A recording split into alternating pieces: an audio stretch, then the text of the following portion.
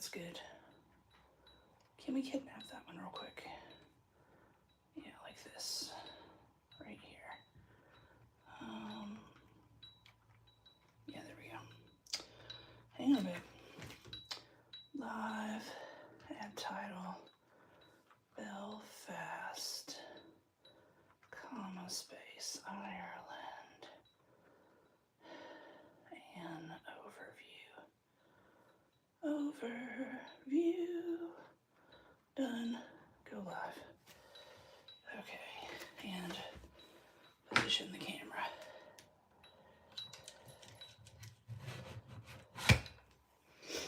Okay. All right, yeah, good. Okay. All right. I got somebody tuned in already. Hello, this is Carla Bailey, and welcome. All right, hello Facebook land, hello YouTube land, hello Instagram land, and pardon me, I've got the sniffles, so I've got to do this real quick. Okay, so sorry. Anyway, if you are looking for the teaching video, that is going to be tomorrow, Saturday at 1 p.m. British summertime, UK time. That'll be tomorrow at 1 p.m. So today is Belfast and overview. Yesterday was booking.nope. So yeah, so this is going to be a little different than a teaching video. So if you're looking for the teaching video, that is on Saturday, okay? And that's going to be on community and how brothers and sisters in Christ should deal with resolving issues, okay? All right, now I can't tell who you are, but thanks for tuning in. So I've got my little Penarth mug, and I've got some coffee, and Littles is trying to say hello to everybody. This is leftover coffee from breakfast, but I am going to have a sip because, you know, got to have the coffee.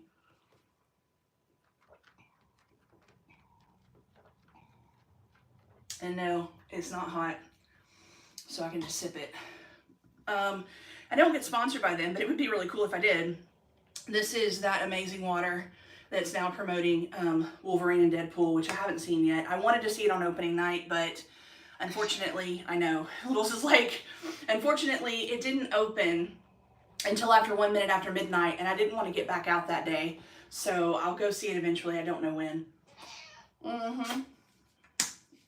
But I was already out that day, out and about in Bridgend, and I thought, getting my beauty done. Thank you, Abba, finally. Anyway, and I thought it would be nice to go see a movie in a movie theater because I haven't done that in so long. And anyway, if you know me, you know I'm a huge X-Men fan, I'm a huge Deadpool fan, and I thought it'd just be nice to see it. Well, I didn't know it was not going to be on until 1 minute after midnight, and that was the case everywhere because they were trying to make it be the 24th in the States as well. And so it just, anyway, I didn't know they did movie premieres at midnight here. I thought that was only a stateside thing, but anyway, I digress. So Belfast, an overview. So this trip, we love you, Littles. This trip was a trifecta trip. So it was an evangelism trip, but it was also around the time my birthday was. And it was also just to go explore Belfast and learn about Belfast and learn about the birthplace of the Titanic. Because if you know me, you know I am a huge fan of history as far as I've pretty much gotten my hands on everything I can about the Titanic now. Yes, it is tragic what happened. That's not what I'm interested in. it's just one of those things that's just fascinated me throughout my lifetime. And so I really have wanted to go to Belfast, and I've probably shared this on a previous live, but I will share it with you since college. And so it took a long time to get there. But when I was in college, I got to be a camp counselor at a Jewish girls camp in Augusta, Maine called Camp Kippawa. Now, I know you're questioning and you're saying, but you're not Jewish. No, I'm not. They didn't care if the counselors were Jewish or not. And in hindsight, now that I have had an ongoing relationship with Abba, not religion, for many years now, since I came to know him, I do question that now because it seems a bit odd that they wouldn't care if the counselors were Jewish or not, looking back. But at the time, I was in college, I was young, I was excited to have a job for the summer because, you know, that's a big deal when you're in college. And also, to just be able to get to travel and to go meet new people and to, we love you littles, and to meet people from all over the world because we had counselors from everywhere. But on our days off, we got to go tour different parts of Maine. And so on one of our days off, we went to Belfast, Maine. And I was, really excited about I had to get my Belfast patch because on my backpack at the time, it was a purple Jansen, much like the one I have today, except for it has no patches. I know, sad day, right? But I was excited about getting the patch. I was listening to Belfast by Elton John, and I was just having like one of those moments. And literally, I was like, one day you will go to Belfast, Ireland. And finally that day came. But guys, it took years and years and years and years and years before it happened. So if there's somewhere he's told you you're going to go and you're thinking, oh my goodness, when is this ever going to happen? Just trust him and trust his timing because he knows. And I would have, yes, would I have liked to have gone and stayed longer? Yes, I would have, but he gave me provision for the time that I was there, which I was thankful to be able to do. And so literally from even the car ride to get to the airport, I was able to share a little bit about her story, my history, my testimony, about my callings, about calling locations. I thought that my friends that were taking me to the airport knew about all of that already, but they really didn't. So I was able to even on that car ride to share with them and to encourage them, because my one friend just kept saying, I don't know how you're doing this by yourself. And I said, well, if you think about it, Abba's with me. I said, but it's Abba. The answer is it's because of Abba. Because she's like, I don't know that I could do that. And I've heard that from so many people since I have traveled across the pond, but also since I've been here. I've heard that from so many people, even while I was on the trip at Belfast, because you know me, I don't know a stranger. I do have the gift of the gab, so strike up conversations with anybody and everybody, which is part of his gifting for me because it really goes along well with my calling to be an evangelist. And so, because I'm not afraid to have a conversation with someone I don't know. I'm not afraid to go deep with that person. So, and I'm not afraid to start with one thing, but end with him. And so, but there was even one lady I met at the hotel, very sweet lady, and I loved it. She was, I won't say her name in case she doesn't want me to, but she was elderly and she was traveling with her friends and her family. And I just thought it was so sweet, because she wanted to go do all of these things, but they didn't want her to go by herself, so they all went with her, and I thought, oh, that's brilliant. And it warmed my heart. So I thought, oh, that's so sweet. And it was, because she had the cushy chair, everybody was looking after her, but, yes, the hotel was looking after her, but everybody was looking after her. But she said to me, I've never traveled on my own. And I said, ironically, that's funny you should say that. I said, because since, my late husband's gone home to be with Abba in heaven, I've done nothing but travel on my own for the most part. And so, because it's just been Abba, me, and the girls, for so long. And so I was just like, I don't really know any other way. I mean, I have had a few chances to get to travel with friends, which have been lovely, and I'm incredibly thankful, and they were incredible blessings. And I'm hoping and praying that those weren't the only trips we'll ever get to take. I'm still hoping and praying that we'll get to take more trips together, but we'll see what Abba has in store.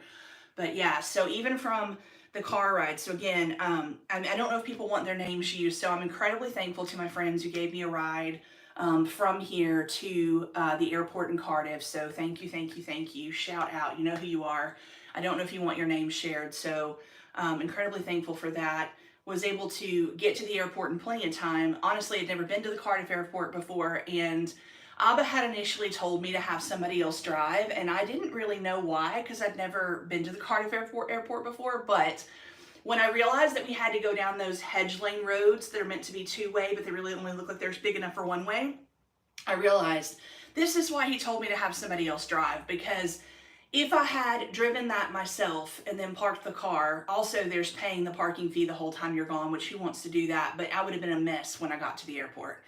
And he knew already that I didn't need that, because I tend to, once I get in the vehicle, whatever it is where I'm starting the journey, I'm fine, but sometimes getting to that point can be a bit crazy. So he knew that there was no way I could handle that and then be ready for the flight. So, because, I've said this before in previous videos, but I don't mind flying except for I don't like the takeoff, I don't like turbulence, and I don't like the landing. As long as it's smooth and in the air, I'm fine. But anyway, so I know you laugh because you think, oh my goodness, you've flown so much. Yes, I have. But anyway, it just is what it is. And of course, you pray a ton before, pray while you're on, pray, during, pray after. Anyway, so yeah, but he knew I would be a mess when I got to the airport if I had driven myself. So he told me to have somebody, and so I was like, so I did. And I was very thankful to find someone because initially I didn't think I was going to be able to find anybody. And I thought, oh gosh, I don't want to have to do an Uber from here to there because I don't even want to think about how expensive it would be. Or a taxi or whatnot. And I know some of you are thinking, well, you could have just done the bus, but not as early, I don't think, as this was. That would have been an option. But anyway, and also, I don't know that there's a bus that goes to the Cardiff airport, actually, because it's kind of sort of out in the middle of nowhere, but I didn't know that because I'd never been there before. Anyway, so got there, the airport was like a ghost town. Like literally, I felt like there was like tumbleweeds blowing through and like the spaghetti western music was playing, and like I was just like, are they open? Like what's going on? And so I found where I needed to be for Aer Lingus, and I got there and I got checked in, and I asked the guy, I said, is it always like this? And he said, no. He said, this is before the rush. This is before the storm. Thank you for tuning in. I can't tell who you are, but thank you for tuning in. And I said, okay. He said, no. He said, later it will get crazy in here. And I was like, okay. And I said, well, they told me, because it's like a puddle jumper flight. I said, they told me to be here like 2 hours ahead of time. He said, yes, that's correct. Now, if it had been a bigger flight, even a flight, like if I was going from here to the States, they say be there 3 hours early. And I know some of you are thinking, oh, well, you don't really need to, but you really do, because you need to get checked in at your flight station, get your, baggage and everything going through if you've got that. But then you also need to be able to have plenty of time to go through security. But then you also need to make sure you can find your gate and find whatever you might need on the way to your gate. So to be fair, you really do need that. Now, they did offer services on this flight. However, they were not free. You had to pay for them. So it's not the end of the world, but to me, you had all those choices in the airport, and especially if you go to like the duty-free shop and get some like water, because you always have to empty your water. Even if you bring water, you always have to empty it. It's cheaper there. Anyway, I did get a coffee on the flight because, like after my meal, sometimes I want dessert and I want coffee. So I did get a coffee, but everything else I had with me. But yeah, it got to be around, I had eaten breakfast at the house, or no, I hadn't, sorry. I didn't eat breakfast at the house. My friends were kind enough to let me stop at a little shop, up by them where they live, and, to try to get full cash to get petrol, because I thought we were going to go get petrol and I could just pay with my card, but they didn't want to do it that way, which I didn't understand, because I was thinking I could get you taken care of for petrol. I could get something while I'm at the petrol station. Anyway, 2 birds, 1 stone. It made sense to me, but it didn't make sense to them. And so I was going to go just across from where they live, but they were like, don't go there, don't don't trade there. And I'm like, well, I do go there and I haven't had any issues. And so I was like, sometimes, because it's true, sometimes I go to the shop down by there, sometimes I go to the shop up by there. They're both nice, they're both friendly. I haven't had any issues with either one of them. I'm very thankful that they're there, because sometimes you don't feel like going all the way down to Little's. And so, I'm thankful that they're there, and I'm sure a lot of people are. And there's even another little shop down by there, and a shout out to them. I can't think of the name of the shop. But they've been there for 50 years. They're open every single day with the exception of Christmas. And they're the kind of shop that some people still have like accounts with, where you can say, put it on my account kind of thing. And they're awesome. Shout out to them. I will say they have an amazing cat called Puss the Third. That's all I'm going to say. He's the shop cat. Anyway, it's really cool. But yeah, we ended up in another little place that I'd never been before anyway. And the ATM, I was going to use the ATM outside, and they're like, no, you can do it inside. So I was like, okay. So I go in to get what I need for breakfast, because, if you know me, 3 things. when my sugar crashes, it's not good. So I've got to eat. Also, I've got to make sure I have enough sleep, and also I've got to be clean. If either one of those three things is not going on, or as my mom scared my one would-be roommate in college about half to death, if all three of those things are not going on, it's really not good. So I try to find things like what I would eat. I was looking for a yogurt and some Belvita breakfast bars. I was looking, I already had water, and then I was looking for some kind of like iced coffee. Anyway, grabbed all that up, got to the register, got to the wrong register, got moved. Anyway, asked her if I could do cash back, and she had initially said yes, but then she couldn't do it. She's like, no, you'll need to go to the post office. And I'm like, oh my goodness. Well, I didn't realize they were also the post office.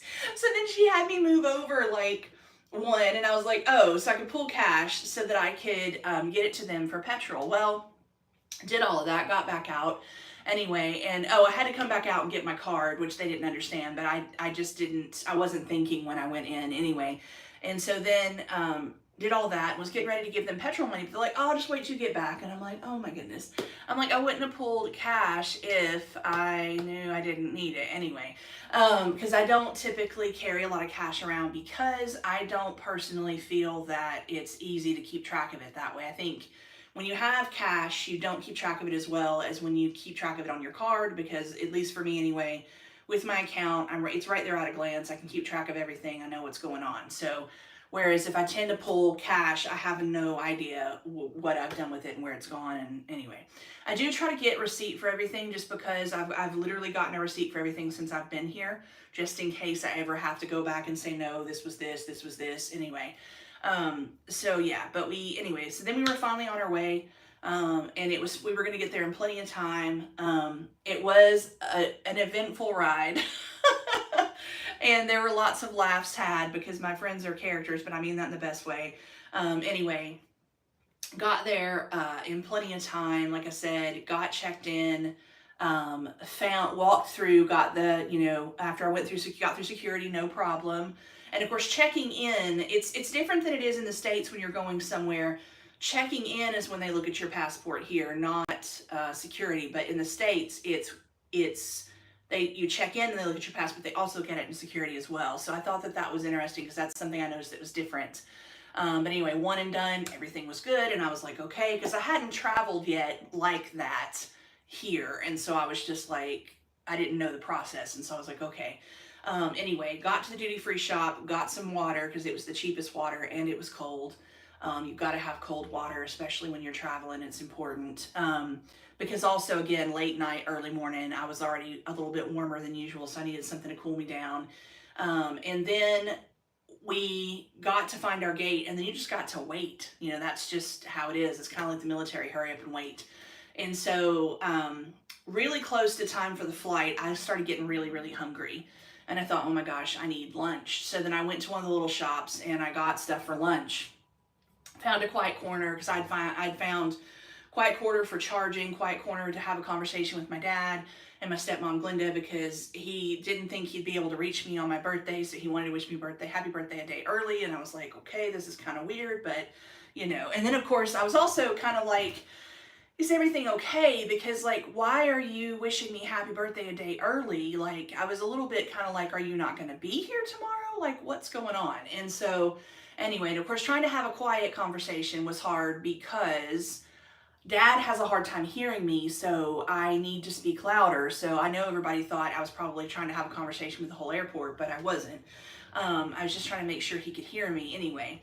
And I got done with all of that and got ready I found a quiet corner to eat. And then of course, that's when they called us to get in line for the flight. So I had to shove everything back in and get ready to go get on the plane. And of course, I got in line too early with some other people, but then our seats were further back. And so then we got in line later and we were laughing anyway. I was of course chit-chatting with everybody the whole time. You know me, gift of the gab, don't know a stranger, talk to anybody. And of course, everybody and their brother, as soon as they hear the accent, they want to know where I'm from, or what I do, or why I'm here, or like where am I going, like what's the purpose of it. And anyway, and I don't mind to share, because again, like I said, I can start with one thing and always point back to him, and that's the way I do it. And so so I don't mind. Anyway, got through, everything was fine. got seated, got everything situated, was getting ready to get everything I needed out and put everything above. But then she said, there was another lady across from me also who was older, and she was traveling to go see family. But she was also on her own, and she said, neither one of you need to worry. Nobody's sitting next to you. And so I was like, oh, thank you, Abba, because then I didn't have to put my stuff up above. I could put it in the seat next to me, apart from takeoff and landing, and to put it in the seat in front of you underneath. You know how that goes. But then I had that access the whole time, and I was like, yes. So I was like, right, priorities, let the people know I'm on the plane. Second priority, earplanes in the ears, because I don't have the ability to pop my ears when I fly. So I wear earplanes, and of course I had to get a pack of them while I was traveling this time, when I came across the pond. So I'd had those, and of course I had them with me because I have like a little travel bag, and I'd gotten them out, put them in the backpack. And so I was like, right, and they were ready to go. You can reuse them, but you got to wash them and let them dry each time, because but you put them in before you take off. Now they say you can take them off while you're in flight, but I don't do that because it'll mess me up, especially a flight this short. So I just leave them in the whole time. That's why I have headphones that go over my ears, because I can't put earbuds in because the earplanes are already there. So I, got everything situated, got everything, followed procedure for takeoff, got everything was good. When the light went off and we could finally do stuff, I got my headphones on. Of course, the phone was on airplane mode, got the music going, got my lunch out, started eating my lunch. Of course, everybody's like, how is she eating already? But I had gotten it because I had teased one of the stewardesses, and she's like looking at all my stuff, and I said, well, it was lunchtime and I got hungry. I said, and then we got called to get on the flight, and she just laughed. She said, it's fine. She said, we don't have a problem with that. And I was like, okay. Because they didn't really have any substantial food offerings. That's another thing. I'm glad I did get lunch, because I would have been starving. And you know me, when my sugar crashes, it's not a good thing. Y'all talk about hangry, you ain't seen nothing yet. Like, girls gotta have food. So then I, of course, ate, and then by the time they came around, it was time for dessert and a coffee, so I did order a coffee. And then, yeah, so anyway, it was a quick puddle jumper flight. But I will say this, I thought the plane was going to be about half the size it was, but then when I saw how many people were in line to be on it, I thought, no, it's going to have to be bigger. So I was a bit surprised at how big the plane was, to be fair. Oh, hang on, I've got to plug this phone in. I knew one of them was going to go and have to have power. Pardon me, so sorry. Sometimes I always have a cord plugged in, but I only have one, so let's hope and pray nobody else goes and needs charging. But I knew one of them was going to. I didn't get a chance to charge them again yesterday. I charged them the day before because I don't usually do 3 lives in a row, like day to day. But anyway, but I knew one of them was going to need to be charged, and of course, it's that one. It was a really short flight, though, honestly. I just had enough time, and this is no joke, to eat my lunch, have my dessert, have my coffee, get my, of course, put the earphones on, listen to some music, which for this trip, I chose the Chosen soundtrack, the playlist for Chosen that's on Spotify, and man, it was awesome. It was literally my go-to music for this whole entire trip, and it made such a difference. Because not only are there some words and some songs that are encouraging and uplifting, but the music where it's just music is so epic. And so, and because of the way my headphones are made, I could crank it and it wouldn't disturb anybody else. And I was like, yes. But also, I don't like that noise in a plane when you're flying. So even if I didn't want to listen to music, my headphones have noise cancellation, so I could have just put that on and not even listen to music, but I wouldn't have had to hear that loud, uncomfortable noise when you're flying. So I really was like, oh, and I was looking to see if I could watch anything, but I didn't think to download anything ahead of time because I'm a goober. So I was like, it's okay, I'll just listen to music anyway. But I had just enough time to eat and do coffee and dessert, and then literally it was put everything back up, stow the bag, we're getting ready to land. Like, it was like that. I took some great pictures while I was on the plane. Anyway, it was it was gorgeous. And then when we got over land for Ireland, because I've only been there the once before, and that was Dublin, and I was stuck. I was stuck in the airport for 11 hours on a layover, and I couldn't leave because if I had left, I would have been stuck outside the airport, and I wouldn't have been able to get back in. And also, I wouldn't have been able to be there to greet the girls. So I didn't really get to explore last time. So this was also really exciting because I would finally actually get to leave the airport. So we landed, everything was okay. We got off, we got in to get our bags, and of course everybody's looking for the loo because it's going to take a minute for bags. And of course, I know you're thinking, oh my gosh, how many bags did you have? You would be really proud. Actually, I had the backpack.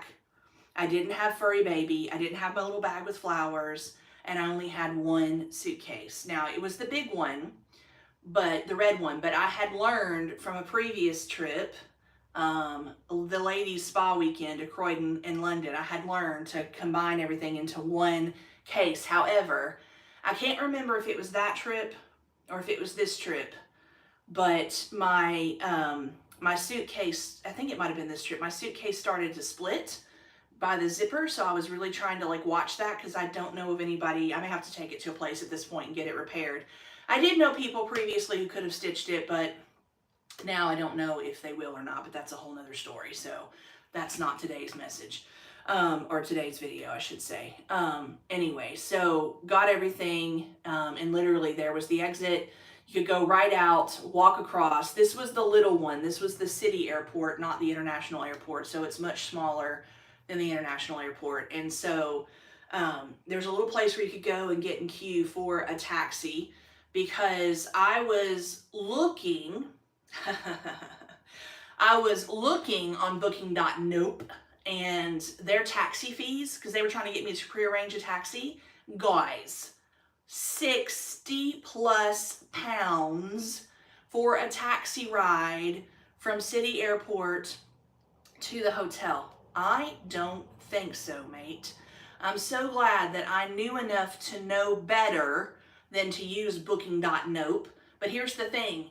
There are people coming in who wouldn't, and they would do that, and they would waste 60 plus pounds.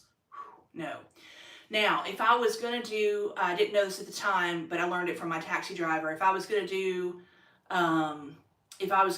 the taxi tour, paying that much would make sense, right? But for just a trip from the city airport to the hotel, no, I don't think so, mate. Because technically, I could have walked it. I didn't realize, but I could have walked. It would have been a bit, and I would have been tired, but I could have walked it. Anyway, but I looked at the sign for the taxis coming. I looked at where I was to where I was going, and I was like, that's nothing compared to 60 pounds. So I was like, yeah, I can do that. So then I just asked some friends, because I am new to all this. I said, you just get in the queue? And they said, yeah, you just get in the queue, and the taxi driver comes up, and he asks you where you're going, you tell him, and there you go. And you pay when you get there. And I was like, okay, cool. So I got in the queue, had a little guy come up, and my little guy was chatty Cathy, which was great because that's how I am too. And so I was like, okay, this is awesome. Of course, he's like, always, where are you from? What do you do? Why are you here? Anyway, but the cool thing was he actually knew a lot about the history of Belfast. So even from the minute that we left the airport, he's telling me about things, where we are, and like what's going on. And anyway, he's the one that told me about the taxi history tours. They have a fancy name. For some reason, it's not coming to my brain right now. Anyway, but I will say this. Even if you're just one person traveling on your own, they actually start at 75 pounds per person, which is one reason why we didn't do that on this trip, because we didn't have the resources for it. Now, I would like to go back, because there are several things that I would like to do that are a bit farther from Belfast, and they do actually take more resources than we had this time, but you don't know what's available sometimes until you go somewhere. But I loved it because he was telling me little snippets of stuff, and he didn't expect anything extra than his cab fare. Because I was trying to tip him at the end, and he said, sweetie, honestly, don't worry about it. He's like, just the payment is enough. He's like, it's been a great, conversation. And I was like, okay, cool. Because as you know, they don't tip like we do in the States here in the UK, but still, if Abba lays it on my heart, I like to do it. And so I was like, all right, well, I'm not going to argue with him. But yeah, it was a great ride anyway. I didn't say this in the previous video, but I stayed at the Titanic Hotel in Belfast because of where it was located. Also, It's to me, it's the closest thing that you can do to like having that Titanic experience without, obviously having been there. And so and it was centrally located to everything that I wanted to do and needed to do. Also, you do not need to drive your car across the ferry and do that. You don't need a car while you're there. Things are walkable. And then if they're not walkable, there's always the glider bus, which was really quick and really affordable. So, pro tip, you don't have to take your car. Because if you take your car, you're going to have to pay for parking across the way that's not associated with the hotel. You're going to have to pay daily parking rates, which, anyway, just pro tip, don't take your car. Also, I will say this now, everyone at the hotel was amazing. They make you feel welcome no matter what. And listen, guys, this was a 5-star hotel, and it was fancy and it was super nice. And I'm so incredibly thankful that Abba said, yes, I'm going to let you do this. You get to do this. But guys, you know me. I'm boho chic. I got the ripped jeans. I got the t-shirts. I got the crazy hair. I got usually all the jewelry on, which I don't have today. I had my boots on, my Jodie Whittaker 13th Doctor boots. And you know what? They didn't blink twice.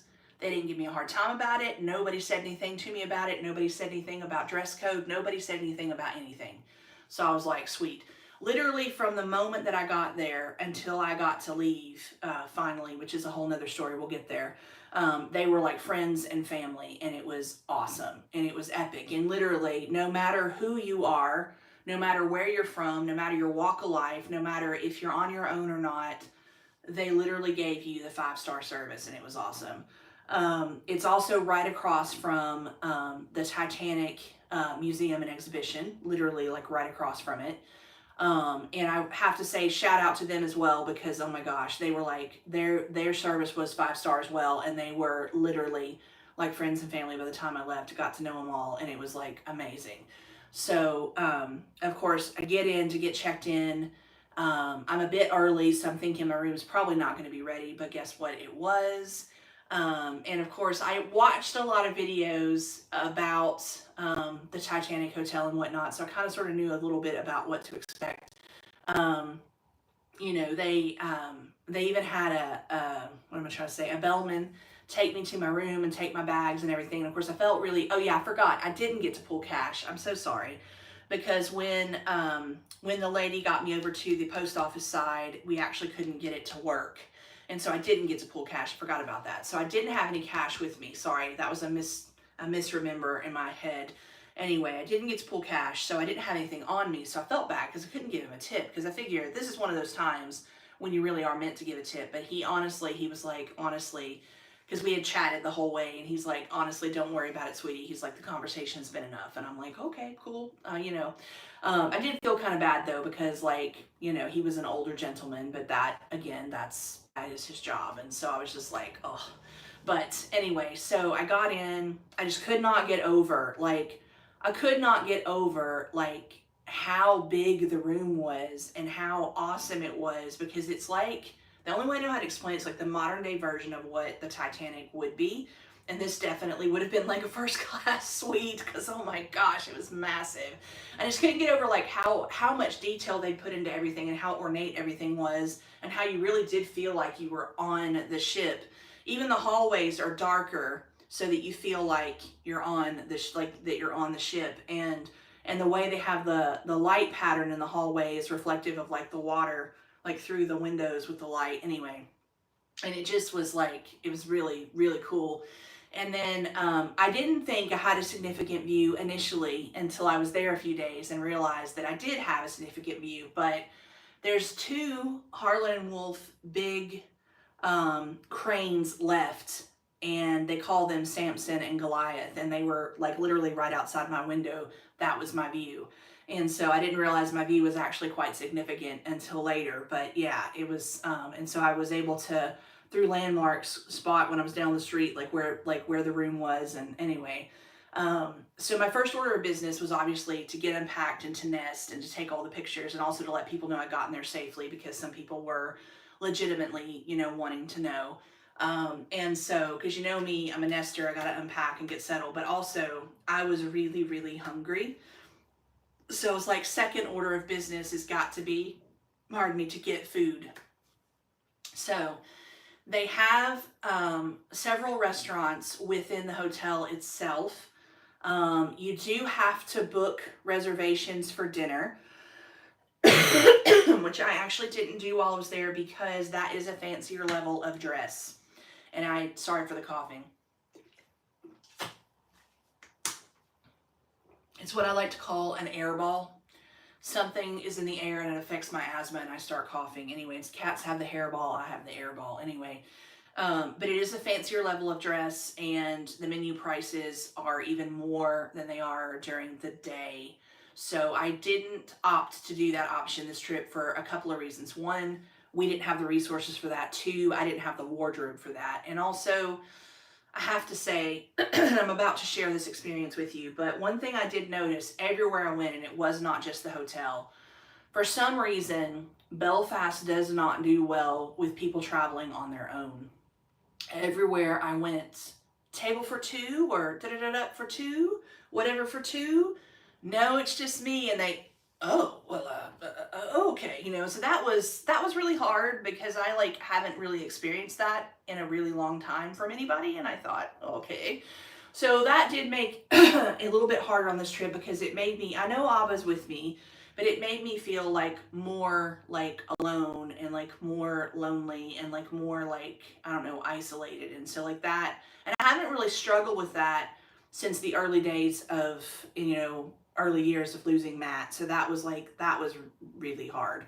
Also, I missed Matt like crazy on this trip because he would have loved it. He would have loved it there. He would have loved to go because he also loved Titanic. He and I had gone to the Titanic in Pigeon Forge, Gatlinburg, Tennessee with his mom, Jeannie, and my late stepfather-in-law, Pat, and he loved it. He was like a little kid in a candy shop, and of course I loved it as well. When we got out at the end and got to the gift shop, of course, anytime we went anywhere, he was like, what do you want? And I'll get it for you. Well, I really loved the Heart of the Ocean earrings, but I loved the fake ones because they looked more like the real Heart of the Ocean. Well, who do we have? I gotta go get glasses. I can't see you. Hang on. I didn't think I'd get any comments, so I didn't bring my glasses.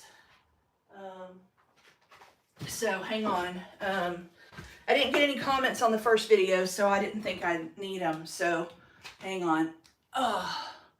Let's see. Hang on. I can't see what it says. Oh, hey, it's Devin. Hey. Okay, hang on. Long time, didn't see. Yeah, it's hanging in. It's more than I can say on this video. Tune in for tomorrow's video, and especially next Thursday's video, and you'll get to hear more. No, that's not it. I'm just blind. Not really, but just can't see the comments without my glasses on. You're such a goober, but it's so good to see you. I hope and pray all is well with you and your family where you are. I'm sure it is sunny and gorgeous and beautiful there. It's good to see you. Big hugs. Miss you, buddy. Literally, I'll pause my story. I was looking at pictures from, was it last year? I was looking at pictures from last year, from like a year ago, yesterday, and there were pictures from the food that I had at your place where I had the jerk chicken. And I was like, oh, and then I was like, oh, Bauhaus. And I was like, oh, Devin.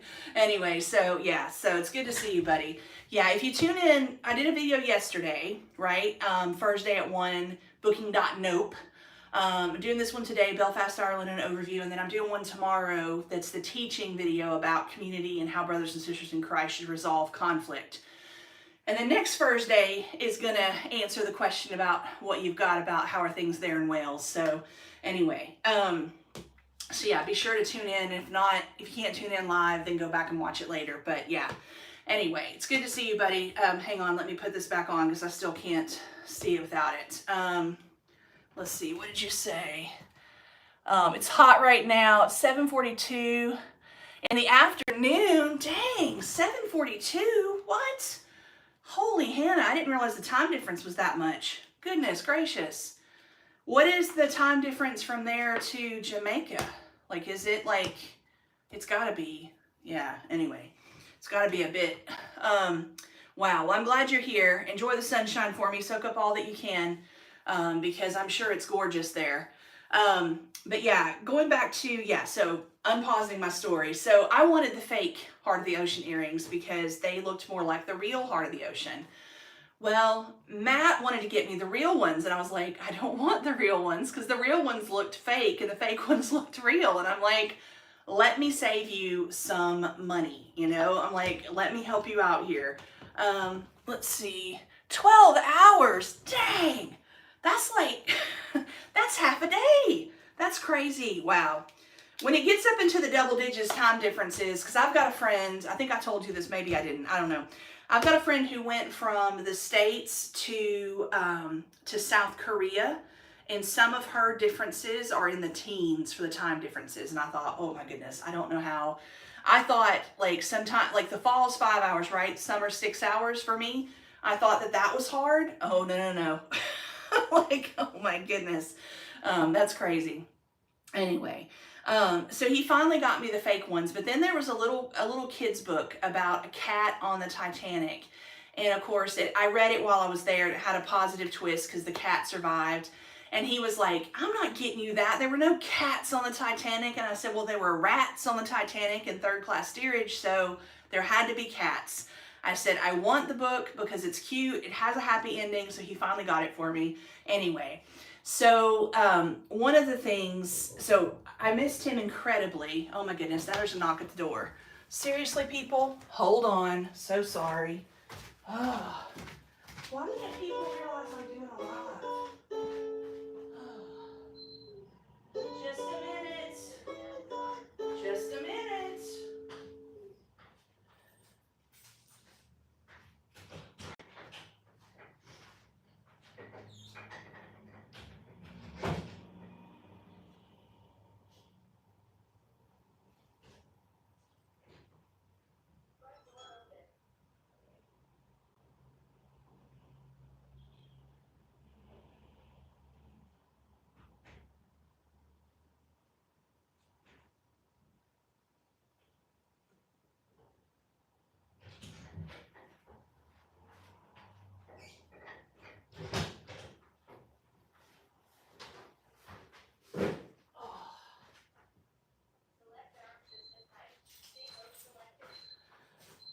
Okay, sorry guys. That was delivery anyway. But like, he knocked, and then he rang the doorbell, and then he rang the doorbell, and then he rang the doorbell, and I'm like, oh my goodness. I'm like, dude, I'm doing a live, and it takes me a minute to answer the door anyway. I don't know why they assume everybody lives on their front door, because I don't. Anyway, and I'm just like, oh, so sorry guys. Anyway, so I missed him incredibly on this trip because he would have loved it there. So that was hard as well. Also, I don't know if you've ever lost, they say the hardest loss is a child. I have not gone through it as far as human children, but I have gone through it with spiritual children and furry four-legged children. Obviously, I've lost my spouse, I've lost my mom, I've lost a lot of family members. I've had a lot of loss lately. Hey, Deborah, thanks for tuning in. But when you're on a trip like that, and it's near your birthday, sometimes it just, the grief comes in waves and it ebbs and it flows, and you just never know when it's going to hit you. And so that was kind of sort of hard as well. So struggling with that a bit as well. So like that was also hard. Also, I was kind of sort of concerned about my dad because he's never called me a day early. Thanks for the wave. I love that.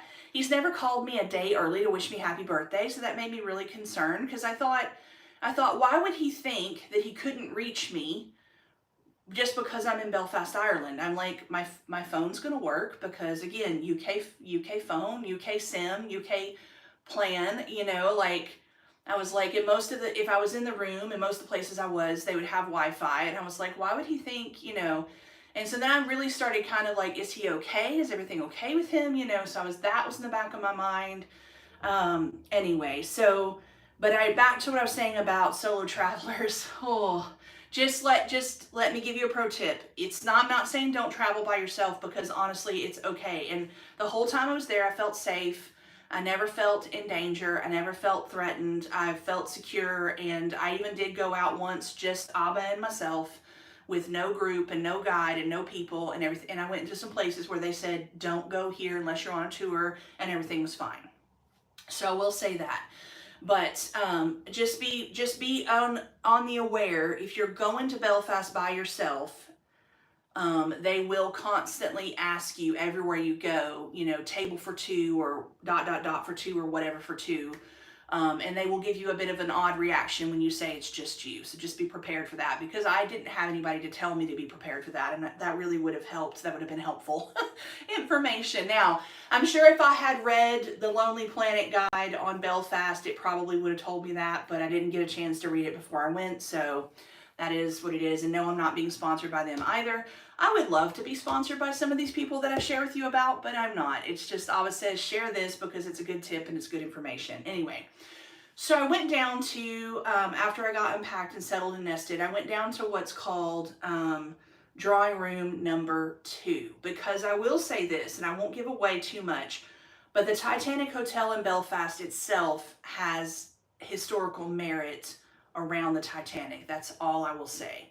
I will also say the concierge there was thebomb.com, and that first night he did give a tour about the history of the hotel, and that was completely for free, and that was really awesome. So I encourage you, if you're staying, to take a beat and take that tour, because it was epic. Anyway, so I went into drawing room 2. It was in between lunch and dinner.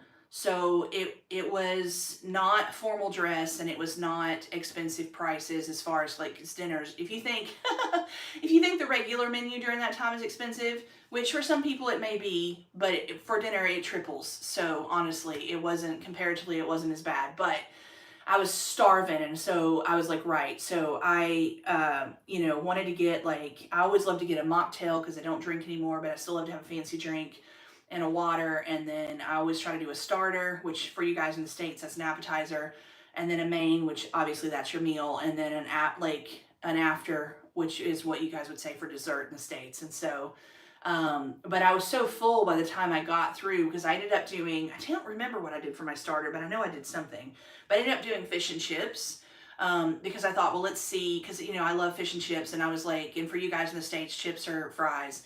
But I was just like, I want to see. Anyway, it was massive, and it was gorgeously plated, and my mocktail was amazing. But here's the thing. I got seated before the couple next to me. They got seated after me, but they got served first because there was 2 of them.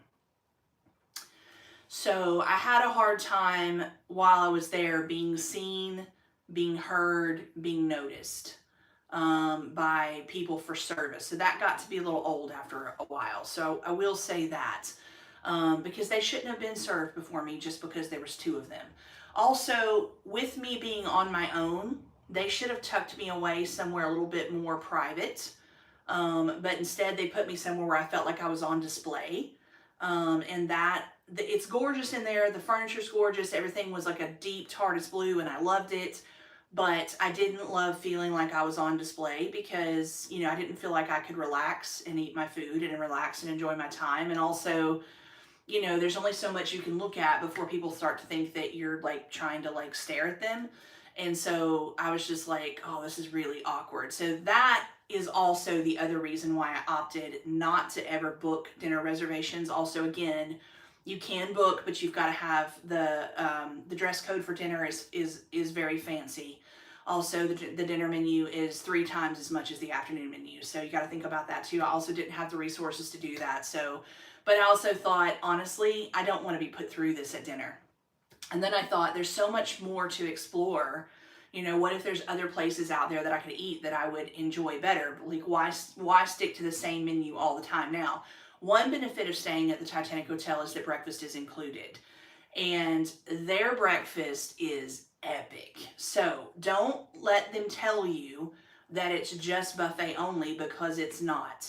You do have the option for the breakfast buffet, but you also have a menu that you can order special breakfast items off of, and you can do both. So don't let them try to tell you that it's just buffet only, because it's not. And there's no extra charge for ordering the things off of the specialty menu. So yeah. So anyway, so just to kind of, give you a little overview on that. So I was very, very happy to get out of drawing room 2, because I literally felt like I was the only one in the restaurant, and like the spotlight was on me and people were watching me eat, and it was very awkward and very uncomfortable. And because I don't know about you guys, but I don't like to eat alone anyway. And so like I was just like, oh, I mean, I know Abba was right there with me, but like, to be fair, if I had started striking up a conversation with him, they would have thought this girl is mental. Now, I was conversating with him in my head, but I know they would have been like, she's crazy. So, and I am crazy for Jesus, which is a whole nother level of crazy. And also, I am the crazy cat lady in training, but my starter kit only has 2 cats. Feel free to laugh. That's actually funny. Anyway, but I couldn't wait to get out. Also, it was a bit stuffy in there.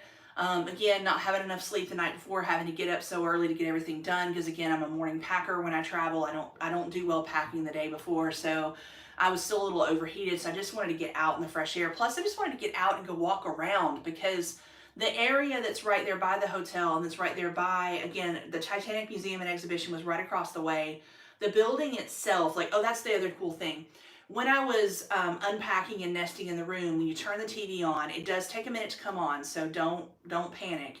But it's on a channel that talks about everything to do with the Titanic. And the first little thing that came through talked about the conception and the building of the Titanic Museum and Exhibition. And so that was really interesting, because I did kind of wonder, like, where did they get the shape from? But I'm not going to give that away for you. There's some things I'm not going to share, because I just want you to be surprised when you go. I want you to be like, oh, I want you to have those little nugget moments like I got to, just because somebody didn't tell me all the things. And also things where they did tell you all the things as I was watching and researching before I went, I stayed away from them, because I like to be surprised by things in a good way. And so I went out and I walked around and I took a bunch of pictures, and I found a little coffee place along the way, because I had asked the concierge if there was anywhere nearby to get coffee, and he was like, oh, not at this time. And I was like, okay. And so I went out and walked around, took some pictures, got some fresh air, found the little Sleepy Owl Coffee Company, which is right there, by the way. Literally right there by the walkway from Titanic Museum and Exhibition down to the waterfront. She's literally right there on the side. And pro tip, she's there on Fridays, Saturdays, and Sundays. She's friendly, it's affordable. Shout out to Sleepy Owl. Anyways, we had a great chit chat and a great conversation, and I asked her if I could get something to take back to the concierge to say, listen, no, there actually is one, and it's right here. So that you can let people know. And so I think he was a bit surprised that I did that, but I was just like, listen, when girl wants a good cup of coffee, and yes, I know you're thinking, well, couldn't you have made one in your room? Yes, I could, but I had just gotten there, and who wants to stay in their room? Like, let's go explore. And so, and also they had told me things about like the lights and things about like, because the sister to the Titanic, the Olympia, was also built in that same yard. They would tell you like where the Titanic was and where the Olympia was. And anyway, and I didn't understand him at first, because he said go out there at sunset and find the blue line and get in the center of it, and then take the picture of the Belfast Museum and Exhibition Center. He's like, that's where you want to take your pictures. And I thought, what is he talking about? Because it wasn't dark enough yet for me to see the blue line, and I thought, what on earth? So Abba always is like, take a picture of this, take a picture of that. So like I was just listening to him, and I was like, well, I'll probably figure it out before the trip's over, but I was just like, what is he talking about? Anyway, well, as he was catching me when I was giving him that card, he said, in just a little bit, I'm getting ready to do a tour of the hotel, and it's free. You don't want to miss it. And I was like, awesome. So then, of course, immediately following that, I'd gone back up to the room to drop stuff off, and I didn't want to take my coffee on the tour. Just drop everything off. Oh, I got pumpkin spice. That was the other thing. I was like, yes, because girl loves a good pumpkin spice. And because I was asking her, I said, do you have anything that's like Irish coffee apart from, Bailey's Irish cream in your coffee? Because obviously I don't drink anymore and that's no longer an option. And so, haven't drank for years and years and years and don't miss it. And so, nothing against those of you who do, cheers, mate, have one on me. But like, honestly, and she's like, no, not really. And she said, and she said, I don't even have the syrup that doesn't, because they do make a syrup that doesn't have the alcohol. I said, that's okay. I said, well, what do you have? And she pointed them out. And I said, oh, pumpkin spice. I said, let's get pumpkin spice. So we did. And I asked her if it would be sweet enough. She said, you might still want some sugar. So I took some sugar with me. And we had a great conversation anyway. Dropped everything off in the room because you wanted to be, just kind of free for the tour, apart from, obviously, you need your room key. Don't forget your room key. Oh, that's the other thing I want to say. Well, actually, no, I won't say because I don't want to spoil that for you. Anyway, the room keys are really awesome. That's all I'm going to say. But you need your phone because pictures. And anyway, do spend time at least one night while you're there to take the hotel tour, because oh my goodness. And again, I'm not going to spoil it for you. I did not know that the building had historical heritage that tied in before I went. I did not know. So take the tour. I'm not going to spoil it for you. And of course, by the time that was done, I was, because it was quite lengthy and people had a lot of, and I had questions too. Anyway, and and he did recommend, and it's on Prime here in the UK. I don't know what it's available on in the States because not everything is the same depending on where you are. But it's another movie about the Titanic. It's on Amazon Prime. It's just called Titanic. It came out in 1943. It's done by I'm not saying this to be racist, so don't hear what I'm not saying, because I have German in my heritage, but it's done by Germans, and it does have subtitles because the whole thing is in German. Now, if you speak German, you're not going to need the subtitles, but if you don't, you might need them. But it's actually really, really, really good because it tells a different perspective than I've ever seen before. And again, I learned things on this trip that I didn't know about the Titanic. Had to go all the way to Belfast to get them. I'd never seen that movie before. So I love it when I can learn something I didn't know or get a hold of something I hadn't seen, because I'm telling you, literally since, probably college, when everybody's, the famous Titanic movie came out, I have just been mad for learning everything I could, getting my hands on everything, watching everything, reading everything. Anyway, so, and wanting, anyway, so I was just like, and then you could explore parts of the hotel on your own, for the rest of your stay. The thing is, if one of the doors is closed, just check with the front desk to make sure it's not being used for something, because they do use them for event spaces sometimes. So you don't want to barge in on something that is private. So usually for the big event space, which is drawing room 1, they have a sign, but sometimes for the just closed doors, they don't. So just ask the front desk and make sure it's don't barge in on anybody. But that was epic. And then there was one room, oh my gosh, guys, I said that backwards. It had an amazing chess set and an amazing telescope. And that was when I really, because Matt and I used to love to play chess, and I thought, oh, but I didn't have anybody with me, and there was nobody there to say, do you want to play a game of chess? And I was like, oh, come on. But it was, so I did take some, it was gorgeous. I was like, oh, anyway. And so, but by that point I was hungry. I was tired though, so I didn't feel like going back out. So I was like, right, I don't normally order, but I was like, what can I order not from the hotel? Now, you could do room service, but not from the hotel, because again, that's really pricey. And again, we didn't have the budget for that, but I was like, what can I order nearby that I can have delivered? And so that's what I opted to do for dinner most nights, was just order something back to the room. And also I had gone down to the front desk because I was gonna go, after the tour, I was gonna go and see the concierge to get tickets for the following day for the Titanic Museum and Exhibition, but he had already gone for the night. But the front desk can do that for you. So I went ahead and got those taken care of for the following day. They're the same price they would be if you got them directly there. So you can get them when you get there, but I just like to take care of things ahead of time to have a bit of a plan, because that was going to be my birthday, and what better day to spend my birthday than at the Titanic Museum and Exhibition? I mean, come on. And then of course also was trying to look into the taxi ride tours. That's when I found out how expensive they were and was like, never mind, not this trip. And then also I was looking into the hop on, hop off bus tour because the concierge had talked about that. I was also looking into a walking tour. So every night before the next day, I would go ahead and take care of my tickets for the next day for whatever I was going to do. Now, one of them I got to do on my own because they had no way to do it, which was the walking tour. But I was able to do that through Booking.nope. The only thing I will say is Booking.nope had a smaller fee on that, just by a few pounds, versus what the concierge could have done.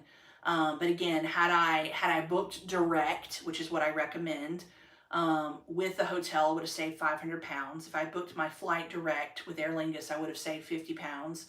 And I could have booked a walking tour for just a few pounds more with the concierge. So it's not that it wouldn't have been doable, it's highly doable. Now, I will say this, again, the taxi history ride tours, even if you're by yourself, they're still going to start at £75. Shop around, try to get the best price you can, okay? Don't just say, okay, I'll pay that. Also, if you want to go do the castle tours, even if it's just you, they're very, very, very expensive because it's quite far away from Belfast. Also, if you want to go to Giant's Causeway and like Game of Thrones and the dark hedges and all of that, I'm not saying that they're not worth it. That's some of the stuff I want to do on the next trip, but they do cost a lot more because typically it's a group of people going, and it's also you're meeting a coach out front in the morning and you're gone the entire day. And so you need to make sure you've got resources for meals and whatnot along the way because those aren't included in the trip price. So just a little heads up on that. And those can be rather pricey because I did want to do all of that, but because you know me in a castle and anyway, going to see something that epic and beautiful. Now, I will say this, I am not, no offense to Game of Thrones, but I am not a Game of Thrones fan. I know everybody's surprised by that and they probably think, oh my goodness, it would right up your alley. It would if it didn't have the language, if it didn't have the violence, and if it didn't have all the sex. Yeah, if they had a thing in the States called VidAngel, where you could filter all that stuff out, if I could watch it through VidAngel, I probably would love it. But I never jumped on the bandwagon because of that. Because you got to think about, and when Alba had me start doing lives, he laid it on my heart to do a series about like what goes into your eye gate, your mind gate, your ear gate, you know, what comes out of your mouth gate, what's in your heart gate, what's in your spirit and your soul gate, and like what you take in really does matter. It has an effect on you whether you realize it or not. And my thing is, if it's making me uncomfortable and I know Abba's right here, right? Or I know Abba's right here rather, like, you know, if I feel like I shouldn't watch it in front of him, then I shouldn't watch it. You know what I'm saying? So I never jumped on it. But some of those places that they were taking you to on those trips are in, you know, a lot of other films I do like Harry Potter and stuff like that. And so I was just like, ooh, you know, and plus, who wouldn't want to go see it? It looks absolutely beautiful. But I will say this again, if you are a solo traveler, just be prepared because they're not going to be able to get that rate down any. And we're talking upwards of anywhere from 200 to 300 pounds up to possibly up to 1,000 pounds for those trips. So again, you know, just be prepared for that. Don't think they're trying to rip you off just because you're there and you're a tourist or whatever. No, that's just, usually it's a group of people and they've got that fee is set. So again, shop around, find the best deal. Also talk to the concierge, you know, they have a wealth of information and knowledge and they know like which tour is better and which tour isn't. Yes, this one might be a little bit more, but it has ... Also, some of them include all of the things as opposed to just one or so of the things. So just think about that too. But yeah, so some of that is stuff I'd really like to go back and do on another trip. But this trip was just focused on Belfast and like the area and the history and on Titanic. So so I didn't do that. So if you've never been to the Titanic Museum and Exhibition, oh my goodness, guys, I highly recommend it. And again, I'm not going to give you any spoilers. You've got to go do it for yourself, okay? Go do it for yourself. honestly, there aren't enough words. It was a very moving and a very emotional day. I will say this: there were 6 um, Titanic exhibitions touring the world, and I got a chance to go to 2 of them when I was still stateside. And I have to say, the Titanic Museum and Exhibition has done it the most tastefully out of all of them, if that's what you're concerned about. And the fee to get in was reasonable, honestly. And also, if you're from somewhere else and English is not your native language, guess what? They have little headphones that you can pick up where you can do a self-guided audio tour in your language. And the languages they have available for that, it's unreal. And it's not a ridiculous price to ask. Um, Now, do you need those if you do speak English? Not so much. And honestly, take it at your own pace. Most people say an hour to an hour and a half they get through. One person who sold me my ticket said the person who took the longest was like 4 hours, but that's if you stop and read everything. I can't remember. I think mine was right in between. I think mine was 2.5 hours. But you know me, I take a ton of pictures and video. I do like to read things. I also like to interact with people because that's why I was there. Um, and so, yeah. And also, I will say this: they have lockers to store your stuff if you don't want to carry it all around. They have excellent clean facilities as far as the restrooms go. They have places to eat and grab, snacks and take a break. As a matter of fact, one of the places, and I'm trying to remember what it was called. My brain. Anyway, one of the places in there, it was more of the sit down place versus the grab and go. If you go, you'll know what I'm talking about. But anyway, that's where I ended up eating lunch every day while I was there because it was good service, really, really good traditional Irish food, and like properly done by like an actual chef. So again, like that Titanic experience, if you will. And also they were friendly, good atmosphere, great views. And so I was just like, why not? Because it's right there. And I know you're thinking, well, didn't you have to go pay for the thing every day? No, you have access to those places even if you aren't doing the museum and exhibition that day. So like, I highly, highly, highly recommend it. Is it? Oh, hey, Carrie, what's up? I was trying to see because I was like, do you need to put my glasses on? Thanks for tuning in. We're talking about Belfast, Ireland, an overview. We are talking about Titanic Museum and Exhibition right now. So like, it was epic. And then for dinner that night, of course, I did a lot of night shots, and that night I finally was able, and also through the tour, I was finally able to figure out, oh, now I know what he's talking about his pictures. And I was like, oh, okay. Let me get my glasses on so I can see what you're saying. She said, hi, hope you were Hey, thanks. I'm hanging in. I'm hanging in. I did get sick while I was there, but it is what it is. No, it wasn't the Rona. Everybody was coughing and sneezing around me, and my immune system anyway. And so I did get sick while I was there, but thank God it wasn't the Rona. So yeah, and I was sick for about 2 weeks when I got back, and then there's been some rough things going on, but anyway, we'll talk about that more. We're doing another video tomorrow and tomorrow's the teaching video. So we're doing community and how brothers and sisters in Christ should deal with conflict, and then at the end I'll announce what Thursday's live will be about next week. But anyway, so I'll talk a little bit more about that tomorrow, but thank you for asking. I hope and pray all is well with y'all as well. So we'll get into that a little bit more then. But I got to take some night shots, and then I could, because walking the afternoon before, I could see it, but I didn't really completely like put 2 and 2 together because they had said, Titanic was here, Olympia was here, and like I was trying to figure it out as I was walking it and looking at it, and I was like, But also, when you're in the Titanic exhibition and museum, on a couple of the things, you can walk over to the glass, to the window, and look down, and you get a great overview, and you can really see it better there. And it actually like clicks, and I won't tell you, but it makes more sense, and you're like, oh.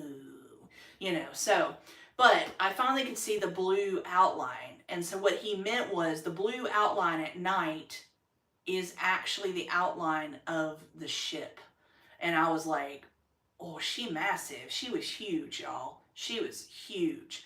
I was like, dang. And so then he says, go to the center point of that at night and then take the shot, and I can see it in my head as I'm saying it, take the shot of the Titanic Museum and Exhibition Center at night because they light it up and it's really pretty. And the lights change color, and anyway. And so that's what he was talking about. That's your shot that you want to take. Now, yes, they have postcards. Yes, you can buy them. Yes, I did, and I sent them to people. And this time they actually got sent. I say that because I was going through stuff the other day looking for something, and I found postcards from when we first got to Southampton, that second Airbnb, that I was asking people if they ever got, and they never got them. Well, of course they didn't get them because I forgot to mail them.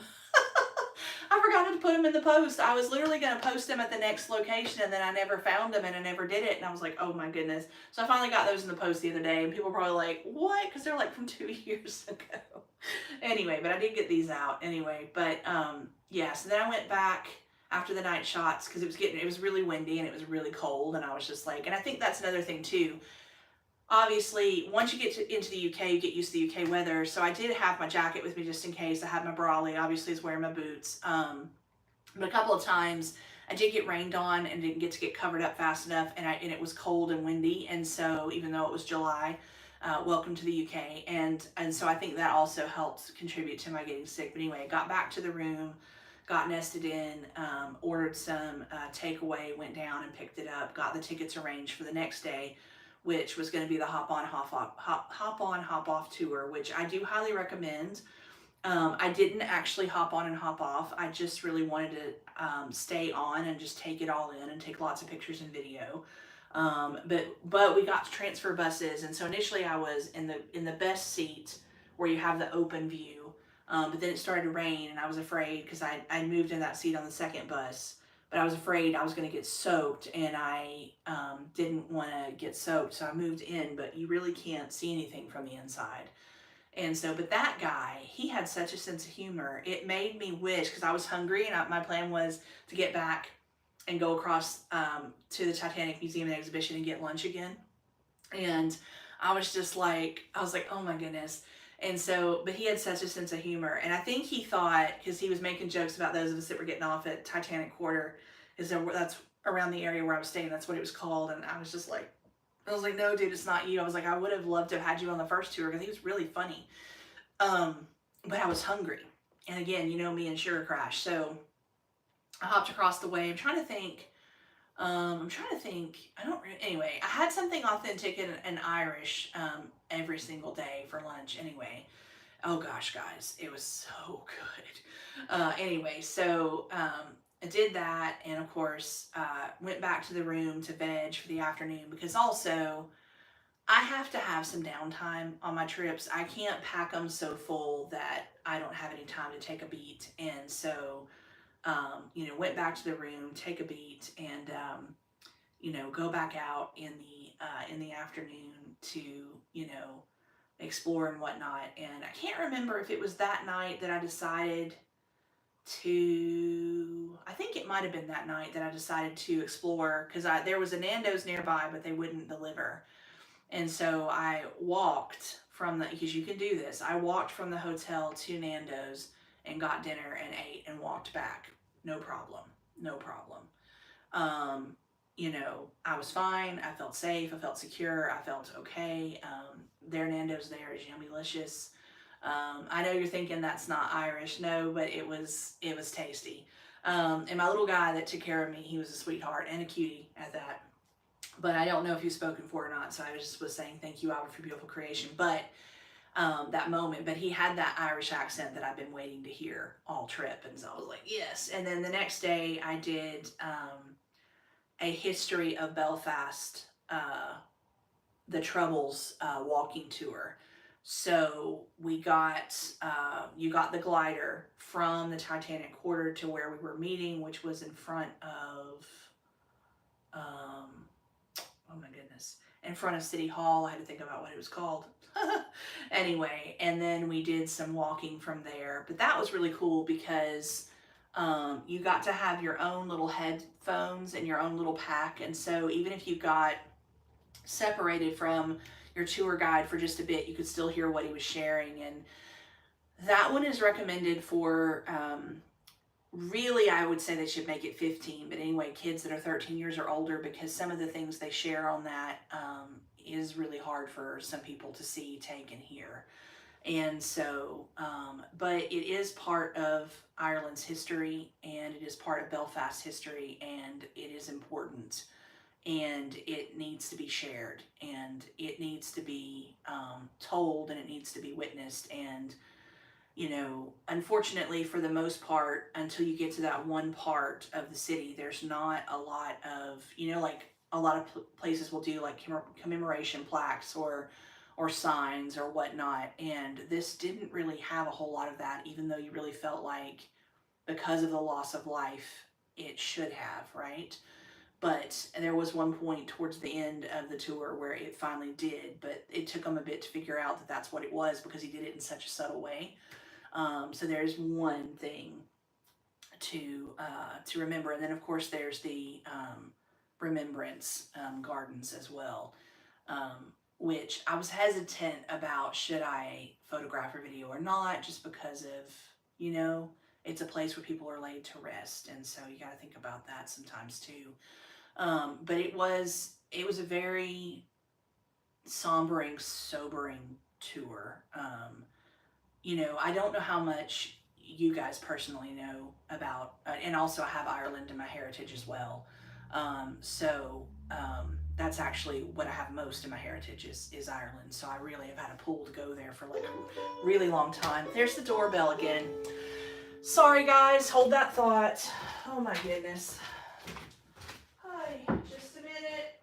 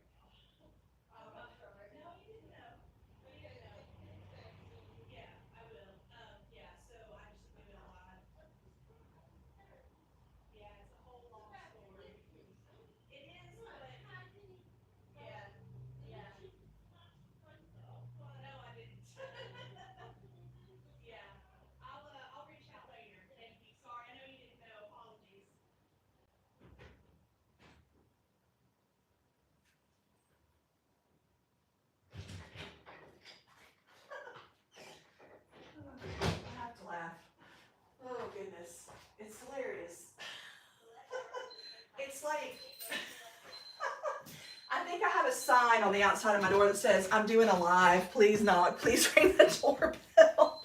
Anyway, okay, sorry guys, that was, bless her heart, that was, I won't give her name because in case she doesn't want it, that was one of my dear sweet neighbors coming to check on me and make sure I'm okay. She's like, I feel like you could use a friend right now. So I've come in and I said, well, I can, but I'm doing a live video right now. So I said, can I reach out later? She said, yes, please do. So anyway, apologies guys, but shout out to my friend. She's awesome.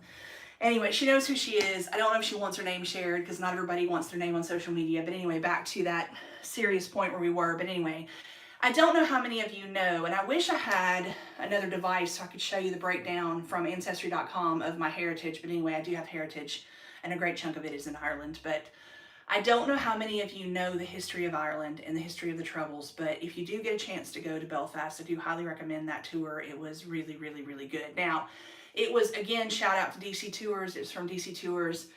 But, and don't freak out when you figure out what the name of that stands for, because there is a historical reference to that from the tour.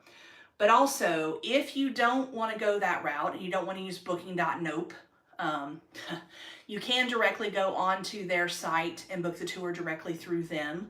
That was the only thing. The hotel wasn't going to be able to help me with that, so that was something I got to do on my own. However, the concierge was able to give me an overview of all the walking tours that were available and make his recommendations, and also tell me the ones that he thought would be good for me. So there's, you still want to have that conversation and still kind of, again, do the research and find out. But what I wanted to say also was, and I think I shared this yesterday, get your guide or good local tours, especially if you guys come across to the UK and you've never been and you want to take some of these tours for the first time.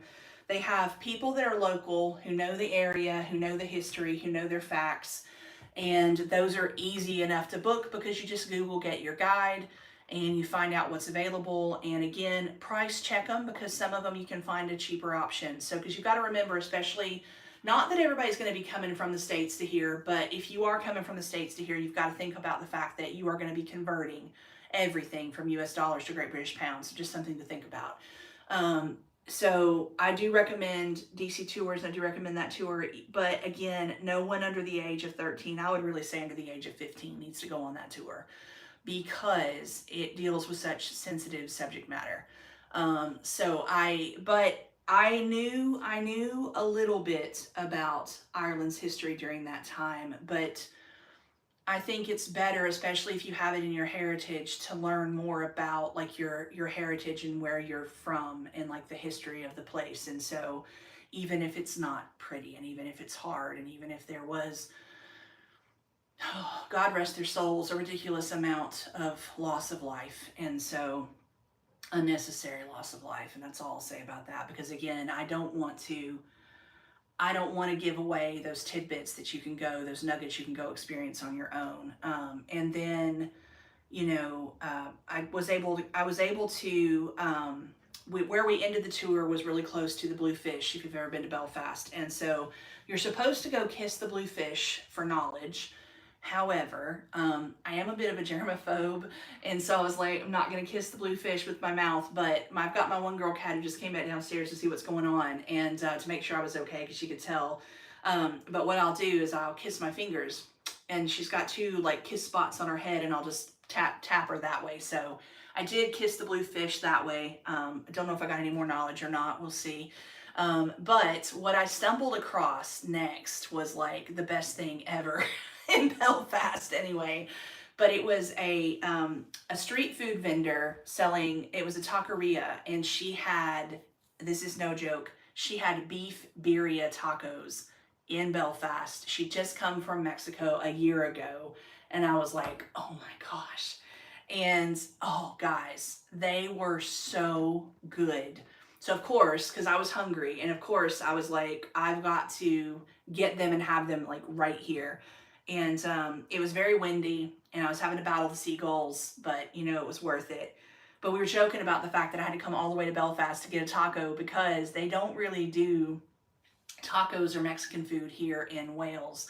Like, we have Taco Bell, but it's not the same.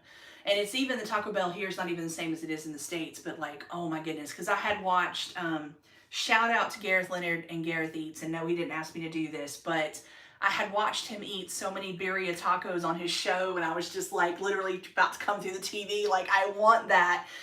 But I never got to try them when I was stateside. And I know you're thinking, oh my goodness, girlfriend, they're huge in California. Yes, they are, but I didn't get to try them while I was there because I didn't know about them. Anyway, if you don't know about something, you don't know to try it. But guys, if you're there and you can get a beef birria taco, you need to try it, because oh my gosh.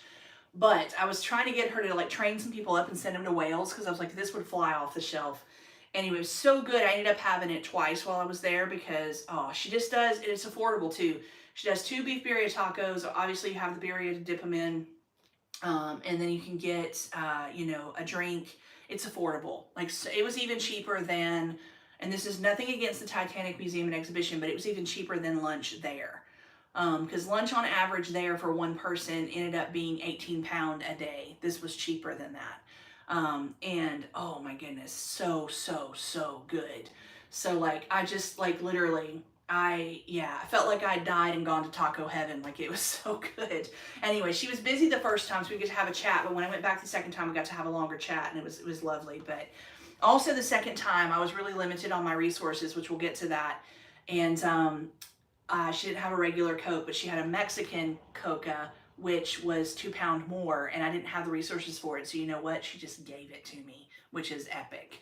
So anyway, and then of course, was able to catch the glider back veg for a bit. Of course, later got hungry again, so ordered some food out, had it delivered, went down, met him, got the tickets arranged for the next event the next day. And yeah, so it was just, it was epic. And of course, breakfast, oh, breakfast was so good. I got to try Irish porridge for the first time that first morning. I got to also, now I wouldn't recommend doing these on the same mornings. I didn't realize how big the portions were. What I should have done is Irish porridge the first morning and let that be that, because it's honestly enough to fill you up for breakfast for the whole thing, because it's massive. And then I also did the bagel with the salmon and the cream cheese and the capers. Oh my gosh, so good. That same morning, but I felt bad because there's no way I could eat both. And so, so like I said, do porridge one morning, do the bagel one other morning. I wanted, the next morning I wanted to do poached eggs because I'd never had poached eggs before, and they're huge here in the UK. And so, I did poached eggs. They also catered to if you were vegan, they catered if you were vegetarian, they catered if you were gluten-free. So I did some poached eggs with some gluten-free toast because they would all come from the hot menu, and then some odds and ends. They also had smoothies there. They had fresh fruit. They had muffins and stuff you could take to go. Like, it's just epic. Anyway, you could get a full, proper, hot Irish breakfast every morning on the buffet if you wanted, or you could order direct from the menu. They also had an amazing omelet on the menu. You could put anything you wanted to in it. I did that a couple of mornings in a row because I loved it so much. And then you had all of your sides that you could, you know, go to the buffet and add. And oh man, guys, it was so good. Can't give them credit enough. They would always come and ask you if you wanted coffee or tea. You can always get water for the table. And if you're from the States and you're freaking out because it's summer and you're like, oh my goodness, where's my aircon, and you're hot, you can get ice water. You just got to ask them for some ice. And they're okay with it. They don't mind. And their coffee was actually really good. And of course, yes, you do have coffee in the room. Here we do a lot of instant coffee with hot water. So you had the hot pot, you had the instant coffee, you had a huge tea selection, you had biscuits, these adorable mugs with spoons, but they also had a little, it's not a Keurig. I think the closest thing, it's like a knockoff version of Nescafe. Anyway, but they had little pods that you could do, and you could do proper espresso drinks. Oh my gosh, it was like, oh, that was heaven. They were laughing at me because they also provide water in your room, and all of that is complimentary and free and part of your stay. But they were laughing at me because I constantly had to get more water. I constantly had to get more regular coffee pods. I constantly had to get more sugar, and I constantly had to get more biscuits. Oh, and more milk. And they were laughing at me. Now, all of that is there in your room already ready to go. The milk is the milk that doesn't have to be refrigerated, because the other thing to think about is most of the hotels here in the UK do not have refrigerators in the rooms or microwaves. So just be prepared for that. So if you're thinking, oh, I'll just get the leftover and bring it back to the room and put it in the fridge, you can bring it back, but you're going to not be able to put it in the fridge. So just a little. There is a microwave downstairs near the check-in desk if you need it for like meals or like heating up bottles, but you do have to ask permission to use it. So, but yeah. And then on what I thought was my final day anyway, I thought that was my final day. So I thought, early night that night, with the, birria tacos anyway, early night that night, early night in, because I needed to, get up early to, pack. And, obviously even when I'm on my trip, I literally make sure, I have that, Lisa Turker's his first 5, but I have that first 10 with Abba. I do that, set apart time with him. I read, even though I wasn't sharing scripture and encouragement, I was still reading. And then, hey, what are you doing? She's going to tear up the bag now. I was still reading anyway, and we had a little morning routine. Of course, you want to take a shower and get ready, and pack. And then, I wanted to make sure we had ordered a taxi the night before at the front desk. But we pushed it back a bit so I'd have time to eat a proper breakfast before leaving, because it was just so good.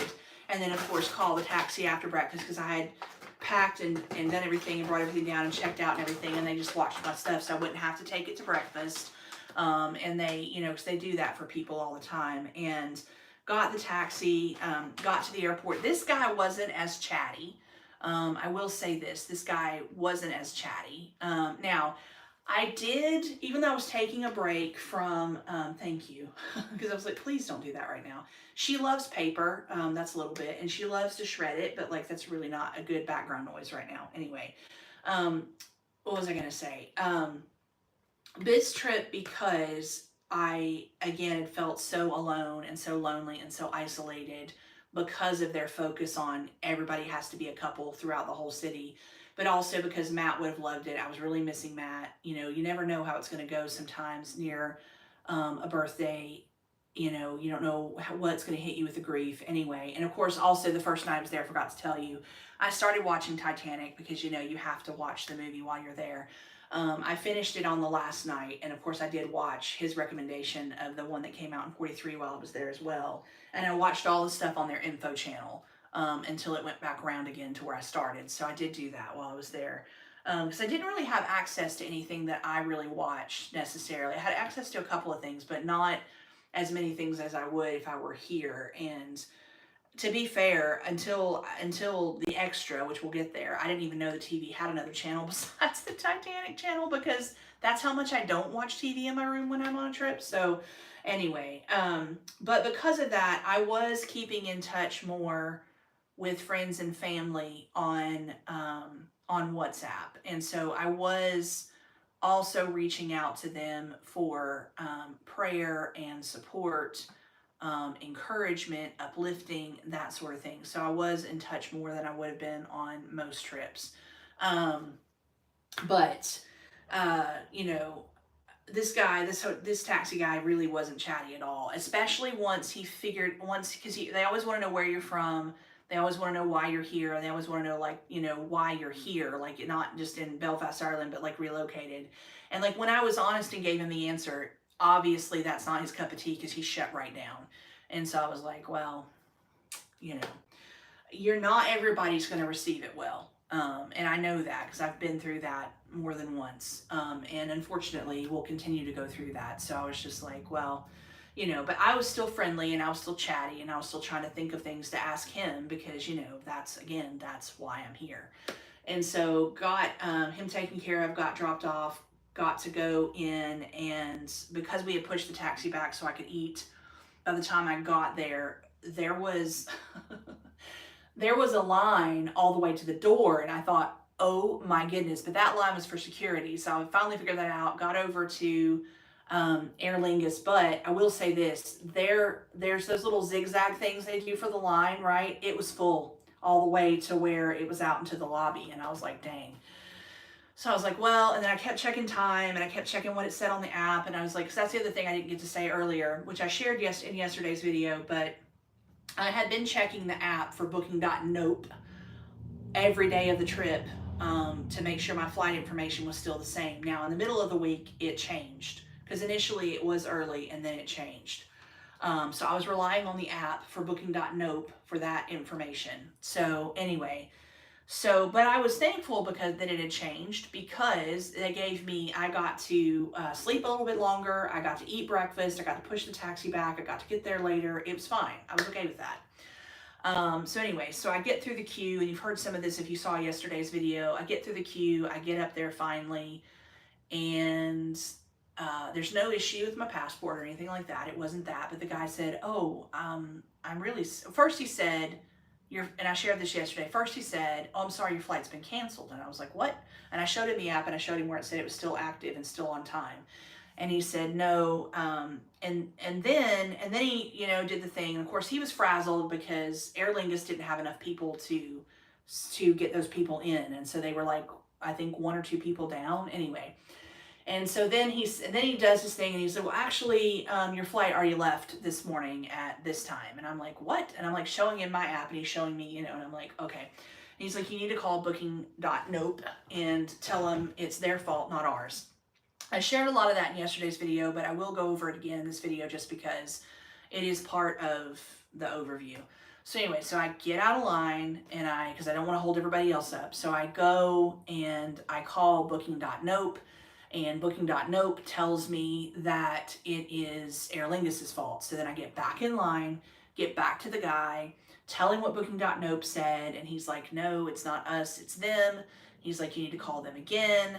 And so I get back out of line, I go call Booking.Nope again, and Booking.Nope says, nope, it's Aer Lingus' fault, get back in line. They basically keep saying they can't do anything, they can't transfer anybody, they can't do anything. So I get back in line again, the third time, same poor little guy, mind you. And, you know, I think he thought I was upset with him. And I finally said, listen, I am not upset with you, I'm just upset with the situation. I said, I know you're trying to do your job and you're trying to help me, and I appreciate that, but I need you to understand I'm not upset with you. Just because I'm upset doesn't mean I'm upset with you. Sometimes I have to have that conversation with the cats too, because I'm like, I'm not upset with you. I'm just upset about ... Anyway, so I said, somebody's got to do something. I said, I needed to be home today, and that was the God's honest truth. Abba had given me provision through that day, but he hadn't given me provision to have lunch again out. He hadn't given me provision to have dinner again out. He hadn't given me provision to have another hotel stay, or for another flight, or for another taxi ride, or breakfast the next morning. So I was like, I need to get home. Well, unfortunately, there's only one flight out of Belfast, I learned, every single day, and it's that early one in the morning because it's a business flight, and that is it. To Cardiff, anyway. And that is it. And so I was like, oh. And there wasn't even anywhere he could reroute me because all of those had already been canceled. Well, in hindsight, what I didn't know was, I think this is the same day that, I've learned this since then, but that Microsoft had crashed and canceled a lot of flights. I didn't know that at the time. So anyway, that's all I'm going to say about that. But it was still on Booking.com to make it right, or Booking.Nope to make it right, and they still weren't doing anything about it. So I was like, something has to. So anyway, so Aer Lingus stepped up and did the right thing. They got me on the flight for the next morning, didn't charge me a thing. But then I still had to go back and sit down and call Booking.Nope because at that point I was stuck at the airport. No resources for food, no resources for a hotel, no resources for the taxi back the next morning or breakfast the next morning. So I get back on the phone with Booking.Nope and they won't do anything. They weren't willing to sort the flight. They weren't willing to give a refund for the flight. They weren't willing to, I also had found out when I forgot to say, but I shared this in yesterday's video, when I checked in at the hotel, I just out of curiosity asked how much it would have been had I booked direct. Come to find out, Booking.Nope charged me £500 more. Also, it was £50 more for the flight. So I was trying to get them to either refund the flight, which would have covered me for that time, just about, to give me the £550 back that I'd spent over, or just to refund everything because this was just unacceptable. They would not transfer me. They kept saying somebody would call me back. Nobody ever called me back. I was literally, by the time the day was over, I had been on the phone with them for 7 calls. And some of those times, at least twice I was hung up on. I've been on chat a couple times. I was hung up on chat. And you can't tell me it was accident. It was on purpose. And I was being told I was transferred to a special department, but I was just transferred to another rep. Like, it was a mess. And so I was reaching out to my friends, asking for prayer, asking for brainstorming to help figure out a solution to the situation, asking for encouragement, asking for uplifting because it was becoming really, really hard. Also, I had found out from my stepmom, Glenda, that my dad wasn't doing well all of a sudden out of nowhere. And I was like, oh my goodness. Sorry, my phone's trying to die again. I'm going to have to switch cords. And I was like, oh my goodness. So I was dealing with that on top of everything else. Just dealing with just being stuck would have been enough. But also I was starting to get sick. You know how like you get that drainage and you get it thick in your throat and your throat gets sore and scratchy and you have that all through and you're thinking, oh my goodness, I'm getting sick, I'm getting really sick. Oh, it's Gabby. Hey, Gabby. It's good to see you. I haven't seen you in ages. And so I was dealing with that as well, which just those few things were too much for one person, right? But anyway, I had thought that my friends had pulled together and bailed me out. So, but I wouldn't learn until later that it was just one friend who bailed me out. And I am incredibly thankful and grateful to that friend. And thanks be to Abba, I have since been able to pay that friend back. I popped a card into the entryway with a note and with the repayment. I hope and pray that you actually got it and you didn't chuck it because that's an expensive piece of rubbish if you did. So yes, I hope and pray you got it, and I hope and pray you know how incredibly thankful and grateful I am still that you did that for me. So thank you. So then I was able to get a taxi ride back to the hotel where I'd been previously. I had called already to make sure they had a room. They were holding a room, but they could only hold it for so long without payment. But I didn't know which card it was going to be on because of my situation. Which again, just to clarify, Abba had given me resources up to that point, but then I was meant to be home that day and everything would have been fine. So just to clarify. And so I was able to get the taxi ride back, get to the hotel. Everything had come through, so I was able to go ahead and get the room taken care of, even though it was super early for check-in, because they're rock stars. The room was already ready, so I was able to get this time, because I had been there for so long and I'd become like family. They didn't give me a bellman, which I'm okay with because I still didn't have the cash to tip him. So I was like, because I had no reason to pull cash while I was in Belfast, so I didn't. So I was able to, find it on my own, get there no problem, and had this was another spectacular room with another spectacular view in a completely different part of the hotel anyway. But it was because it had more windows. There was a lot of sun coming in, so it was quite a bit warm, and so it took a bit to cool it down. But they even had a great chat with the guys doing maintenance next door. That was really nice. And anyway, and was able to, of course, take the pictures, get nested, get settled. And this was on the 4th of July, which I was hoping to be back home so I could celebrate the 4th of July with the girls. And also because last year, even in the valley, somebody set off fireworks and I wanted to be with them in case that happened. But I still, even though it turned out to be a blessing to get to be there an extra day, I still wasn't at that point. So I got nested, got settled, got the pictures taken, got everybody caught up on what was going on, and then went across the way again to the Titanic Museum and Exhibition Center to have lunch. And of course, the day before, the people were sad that I was leaving, so they had gotten me a special treat for my birthday. I didn't even have to tell them it had been my birthday that week. They remembered. They did no, don't get me wrong, they both did excellent service, but they did a whole lot more for me than even the hotel did. So guys, I cannot praise their customer service enough. And so they were really surprised to see me back, but also really excited and really happy at the same time. And so then I thought, well, I've got this whole afternoon into the early evening anyway, because I had to be up so early the next morning because the flight was so early. And again, we've got, our little, our Elisa Turgis' first 5, we've got our first 10, we've got our set apart time with Abba, we've got our morning routine, shower, pack, the whole 9. And of course, this time she got me one with a bath so I could soak. She said, I think with everything you've been through, you're just going to need a hot bath. And I did end up taking one when I got in that night, but we'll get there. And so I really wanted to see, though, Belfast uncut. I wanted to see Belfast without a tour, Belfast without a group, Belfast without being on a tour or with a group. I wanted to see, what is Belfast really like on a day-to-day, do they have a homelessness issue, like what's really going on?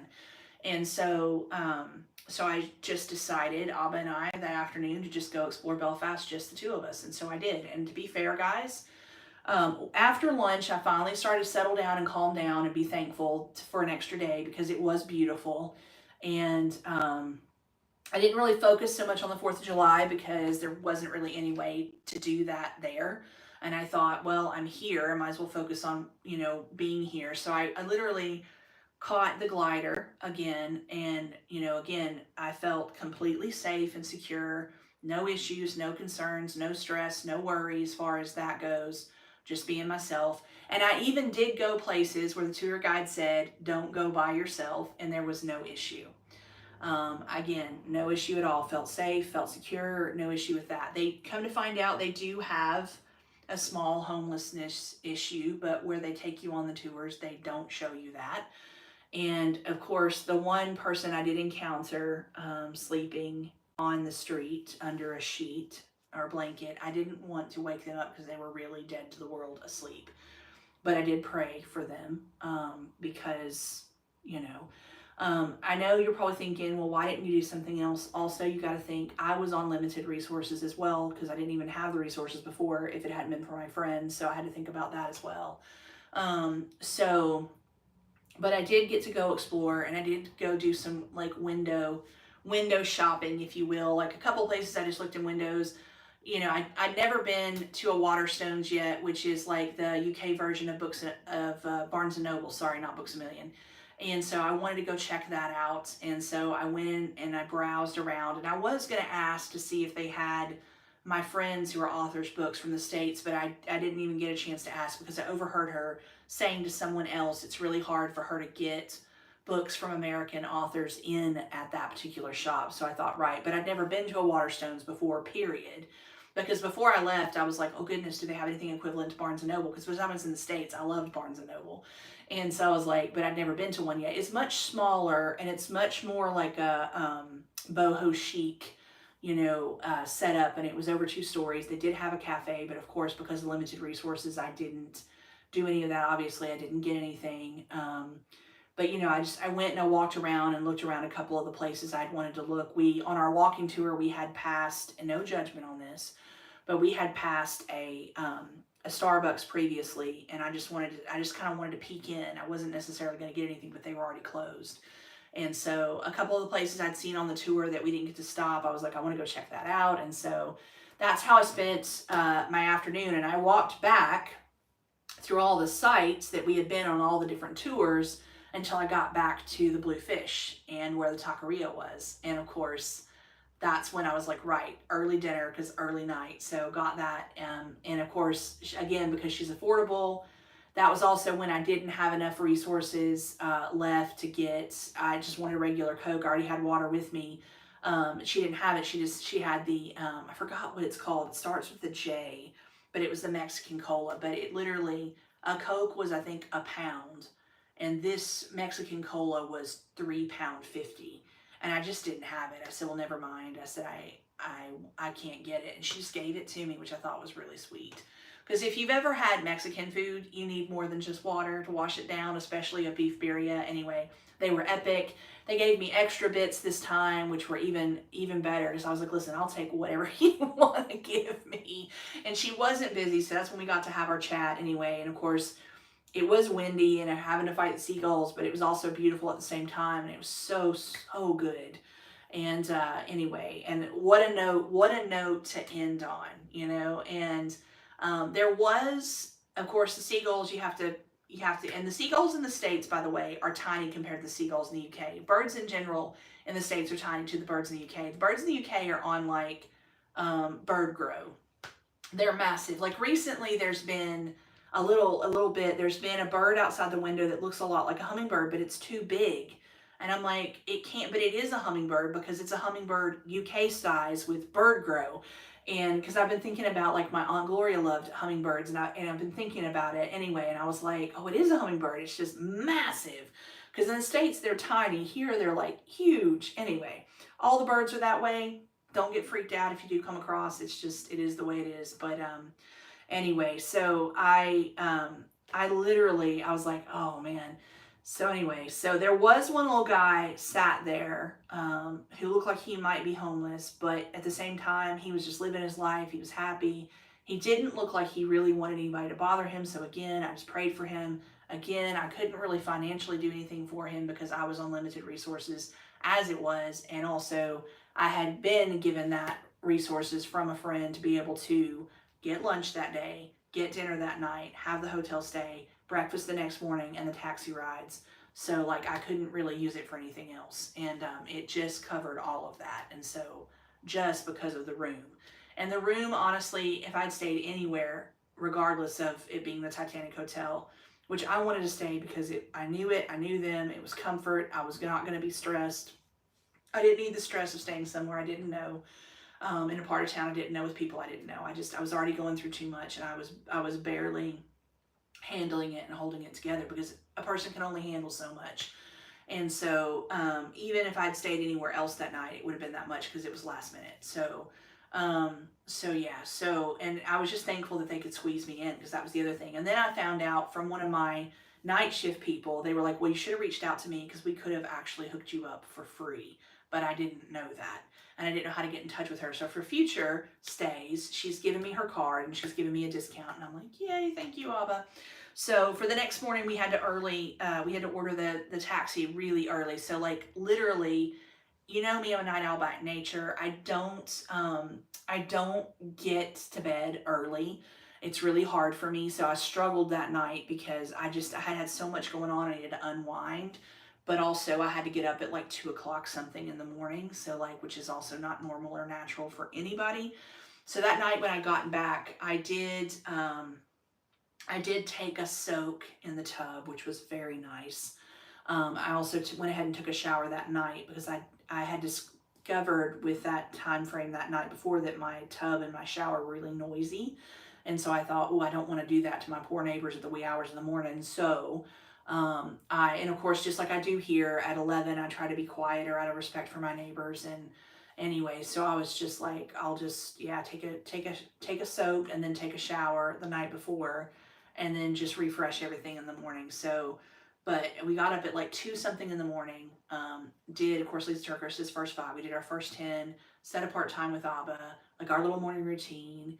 Um, got ready, packed, got everything together, and I was really proud of me because I got down earlier than I thought I would to collect. They were getting me a breakfast to go because I was like, what are we going to do about this? Because breakfast didn't even start till 7. And I was like, because by that point it was like 4-ish. And I was like, oh, okay. So she hadn't gotten my breakfast together yet, and which was fine. And also the taxi guy was running late. I was like, oh my goodness. I was like, dude, I made the effort to be here. Why can't you be here? And anyway, she got my little breakfast together. She asked me about my coffee because she was learning how to make fancy coffee drinks on the machine. And so I was talking to her about it. And of course, I was telling her about having been a barista. So we were having a whole chat about that. And anyway, she got it all together, and of course he finally showed up, and I was like, okay. And of course I still got there in plenty of time, but because there's so many people on this flight again, and he wasn't very chatty, but it's okay because my body was like, trying not to think about how little sleep we'd had the past 2 nights actually. And I'm not a morning person if you know me. And honestly, that's why I need that set apart time with Abba. I need the coffee. I need to be able to observe silence and not to get to speak to anybody. So I was okay with that because I had my coffee and I was like nursing my coffee and like looking around and like just trying to like function. And so I was just like, oh, and so anyway, got there, got him taken care of, got in there because of the business flight. There was a line already all the way to the door, but it was for security. So got over to Aer Lingus. It was about the same as it was before, but this time, this time I actually got to get through. And I was really proud of me because people will say, I bet your suitcase was over. It wasn't. It was 17 kilos, which it could be 20.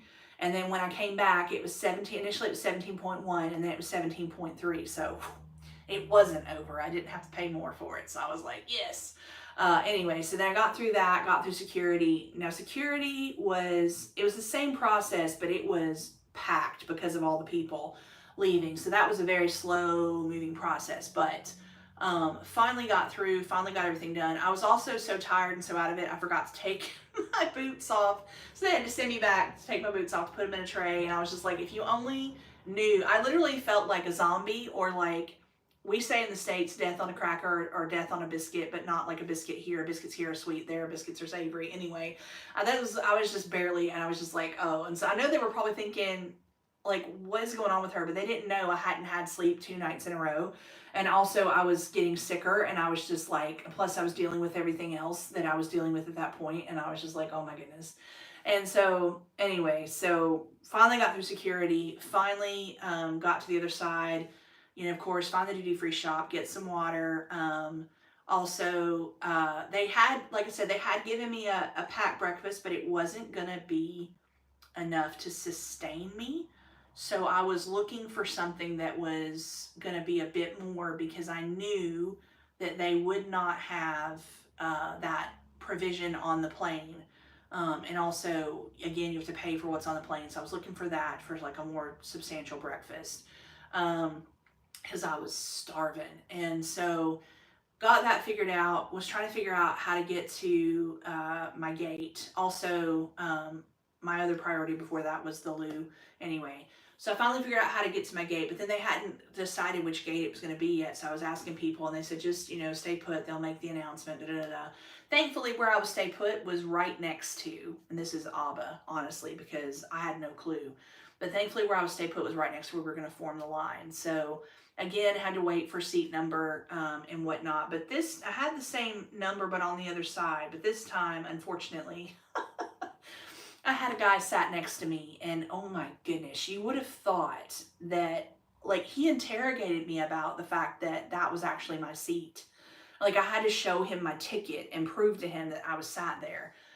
Well, he apparently didn't have a whole lot of stuff or have a whole lot going on, but he was so annoyed and aggravated with me that I did. And like, I was struggling to sit down, I was struggling to get my stuff situated the way I needed it to, and to get my stuff under the seat in front of me, because the last thing I wanted to have to do was get back up again and make him get up again so I could put stuff in the overhead. So I was like determined not to. So it was a hot mess because I was still trying to like sort out breakfast, and anyway, it was just, yeah. And every time I had to move, he got so annoyed. So I was just like, oh my goodness. I honestly, I knew on this flight too, I was just like, I knew that the head pillow was going on this time. Of course, the earplanes were going in, the headphones were going on, and I knew I was going to sleep once I got situated because I was exhausted. And I didn't even care if I snored because he was just being so incredibly rude. Like, he didn't even offer to help me with anything. And he could see that I was struggling. And I was like, where is like decent humanity gone? Where is like chivalry gone? Like, where is just like kindness gone? He was really not, it was a not pleasant situation. And of course, I was trying to be this way because I didn't want to, disturb him any more than I already was. Heaven forbid, like, oh my goodness, it was awful. And so to the point that when we finally did, thank you, Abba, land, and that was the other thing too on this trip, I actually was really homesick for Wales.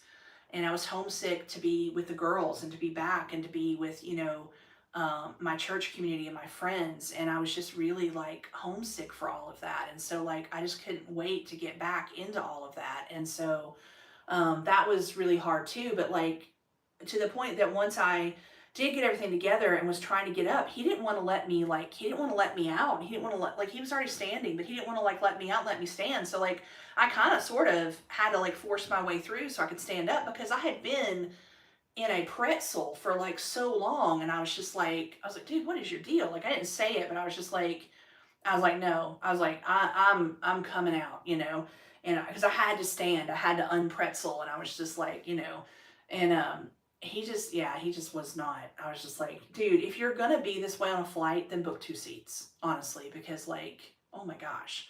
Because again, it was a puddle jumper flight, but it wasn't as small of a plane as I thought it was going to be, but you were like packed in like sardines anyway. And of course, thank God for both times I had the window seats. I took some more amazing pictures anyway, but I was very thankful when the door opened and we could finally actually get out in the fresh air. And of course, I was very thankful for him to be away, because I don't know how to explain it other than sometimes you can just read people and like it's just not good, and it wasn't. And I was just like, oh my gosh. And but then to touch down and know that to put that foot on the ground, and I was back in Cardiff, and I was back home, and I was back in Wales. Like, literally, you've seen times where people want to get down and kiss the ground. I really wanted to, but I was hurting so bad and I was carrying so much stuff. And I was probably like, I'm just going to fall over, so I didn't. But I could see myself, kissing the ground, because I was just so thankful to be back. Well, my friends who were coming to pick me up were the same friends who dropped me off, and they had to ask me what time they needed to be there, and I had told them.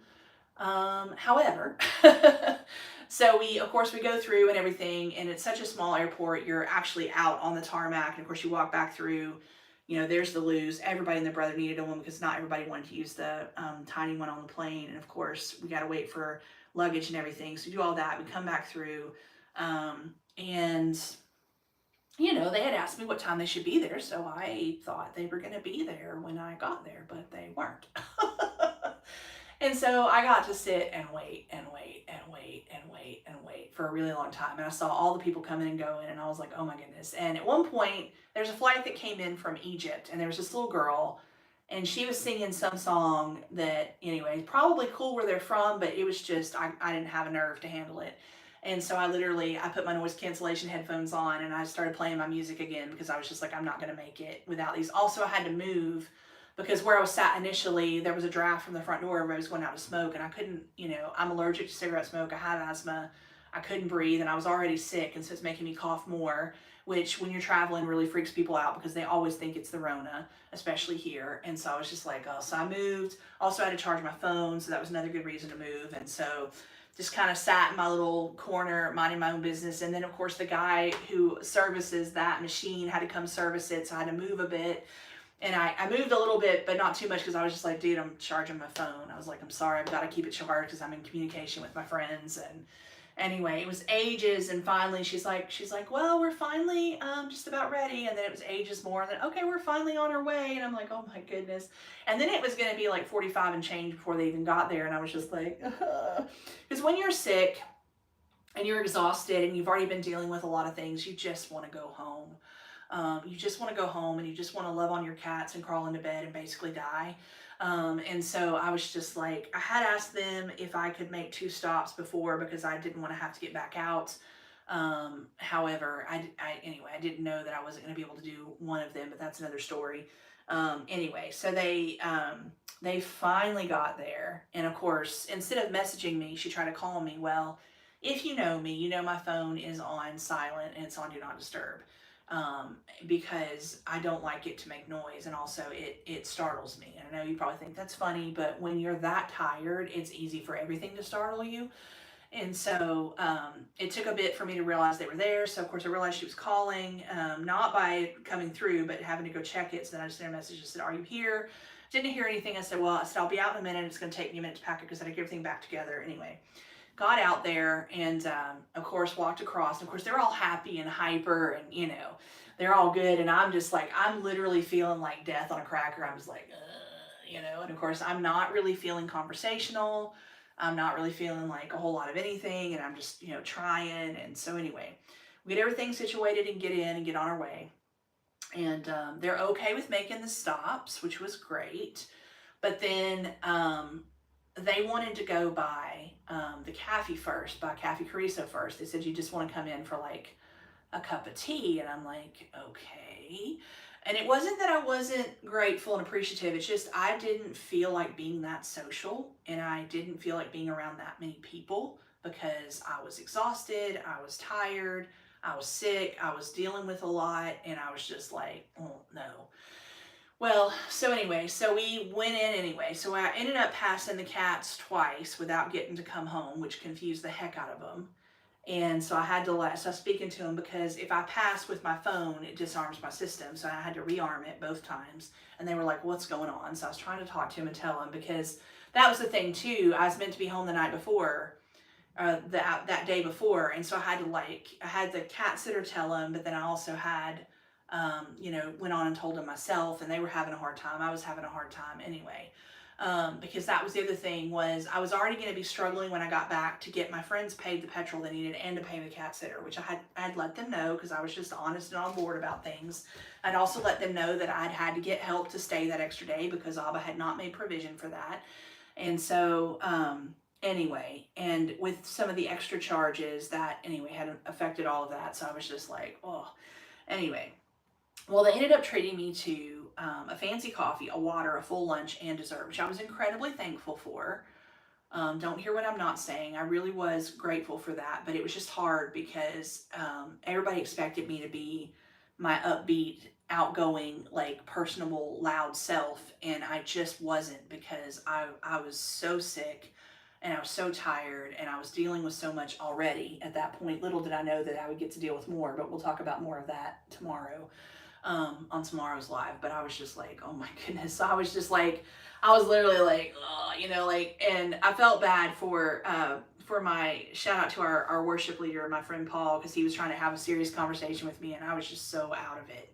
And of course, and then, and I normally would go visit everybody, but I was just too tired. So no offense to anyone that I didn't get to go visit or say hello to. And then of course, Marsh came over and he was trying to talk to me, and it wasn't that I didn't want to answer everybody's questions, because he and Paul both asked me the same question, and it just was that I was exhausted and I was sick and I was already dealing with so much, and I was just so overwhelmed. And like, when I'm not doing well, that is the last place I need to be, where there's tons of people and there's tons of noise and there's tons of, and I haven't been diagnosed with anything, but like that all does affect me tremendously. Because anyway, things I'm not going to go into, but I was just like, wow, it was just so overwhelming. And so I was just like, oh, because, normally when I'm there in a serving capacity. And so I've prepped myself for it mentally, right? But I didn't have a chance to do that because I didn't know that was going to happen. So again, don't hear what I'm not saying. I'm incredibly thankful and grateful to my friends for taking me there, because I wouldn't have had anything for lunch, but I didn't know that yet, but I wouldn't have had. So the next stop was to take me to go to Little's to get the weekly shop, because I hadn't been able to do it yet. Well, I did have a couple of credit cards that I thought would get me through till the stipend came, but unfortunately, and I only got what we needed, not what I wanted, and it was only 23 pounds and some change, but it wouldn't go through. And we tried everything and it wouldn't go through. And so I literally just had to leave the bag, sat there, and walk away, and that was really embarrassing and really hard. When I got back out to the car, of course, my friend was confused. Really, honestly, I don't know, and this is just me, why he didn't just go ahead and reach out to his other half and say, hey, can we do this, and just go back in at that point, pay the bill, get the bag, and we go, and let me pay them back later. That's what I would have done. I really don't know why it didn't happen that way. But anyway, then we went to the next thing, which was to get prescriptions, which thank God, because of where we are, I could get those even if I didn't have resources. Now, if it had been in the States, I wouldn't have been able to. But I went and I got them, got back in the car, and got back to the house, and he helped me get all the stuff, because previously I had walked to him, but this time, because I thought he was going to stop at his house, I said, I can't manage all of this from your house to mine. I'm too exhausted. I feel too unwell. I've had too much going on. I said, can you please actually drop me off at my house? And he was like, sure. And so he got the big stuff, which I was thankful for, and he got me taken care of and got me dropped off. And so I finally got in, and I finally got to greet and treat the girls, and I was just so incredibly thankful to finally be here. But there is more to that, but I will save it for, well, actually, no, I'll share it for now. So I could tell something was off right off the bat, because the smell, of course, it was great to see the girls. It was great to greet and treat them and get to see them, but the smell that hit me when I opened the door was not a good smell. And then, oh, I love you too. Anyway, something outside the window. And then because every time I've gone before and I've come back on a trip, the house has been spotless. This time that was not the case. The house was a wreck. And also the girls, when I've come home, they've been happy and content and well looked after. That was not the case this time. And as I started to greet and treat them and unpack and get settled, I noticed it more and more and more. When I got upstairs, there was no water, there was no food, the litter box hadn't been scooped in who knows how long. The place was a hot mess, and the girls were not happy and content and not well looked after. And also, we had just gotten a big thing of cat food in. We were down to nothing. So Abba said, I know you're upset, but you've already had a lot going on. So why don't you sit on it for 24 hours and then message her? And so I said, right. Because if I had messaged her, then I would have shredded her. So I said, right, I'll sit on it for 24 hours. And also I was trying to be in contact with, friends and family to let them know what was going on. And also, again, just asking for prayer, just asking for help brainstorm to help me figure this out. Also just asking for encouragement and support and uplifting. Anyway, well, between the 4th and the 5th, uh, my, anyway, my stepmom had made it seem like my dad was really not well at all. And so and then she had stopped responding. Um, and so I was trying desperately to get in touch with them. And I had tried even when I was on the trip and I couldn't get a hold of them. And I thought that that was highly unusual. And um, anyway, so I was trying to get in touch with them and finally got on the phone with him. And and we were able to have a video chat conversation. And basically, he was like, he's like, well, I could go at any minute. But then he was like, but then again, sweetie, so could anybody else. And I was like, that's true. Um, so come to find out, uh, anyway, so then I was sharing, of course, with friends and family updates about him and to pray, and of course also on social media. And I had someone come back on the ministry page and make a snarky comment about, well, you already have the update because you spoke to him. And I was like, no, because he doesn't know enough about what is going on to give me that update. And so, and even got that same message back, from my stepmom. Well, you've had a video chat with him, you've had the update. And I'm like, no. Also, come to find out, he was nowhere near as not okay as she made it out to be, and then just stopped messaging me, which she did that on purpose, and that's not okay. And so, also her friend's snarky comment was not okay, and then her friend also posted something on social media that was harassment and bullying posted towards me about idiots and how they cause stress and they make people sick, and so I reported her to Facebook because that's not okay. And so I was just like, this is not okay. Well, Dad had told me on that conversation that she felt like I focused too much on Abba and not enough on him. And I said, she knows I was on mission during that trip and that I was being obedient to Abba. I said, it even talks about in the Bible about leaving your mother and father and everything behind and following him. And that is what I have done. And that is what I am doing.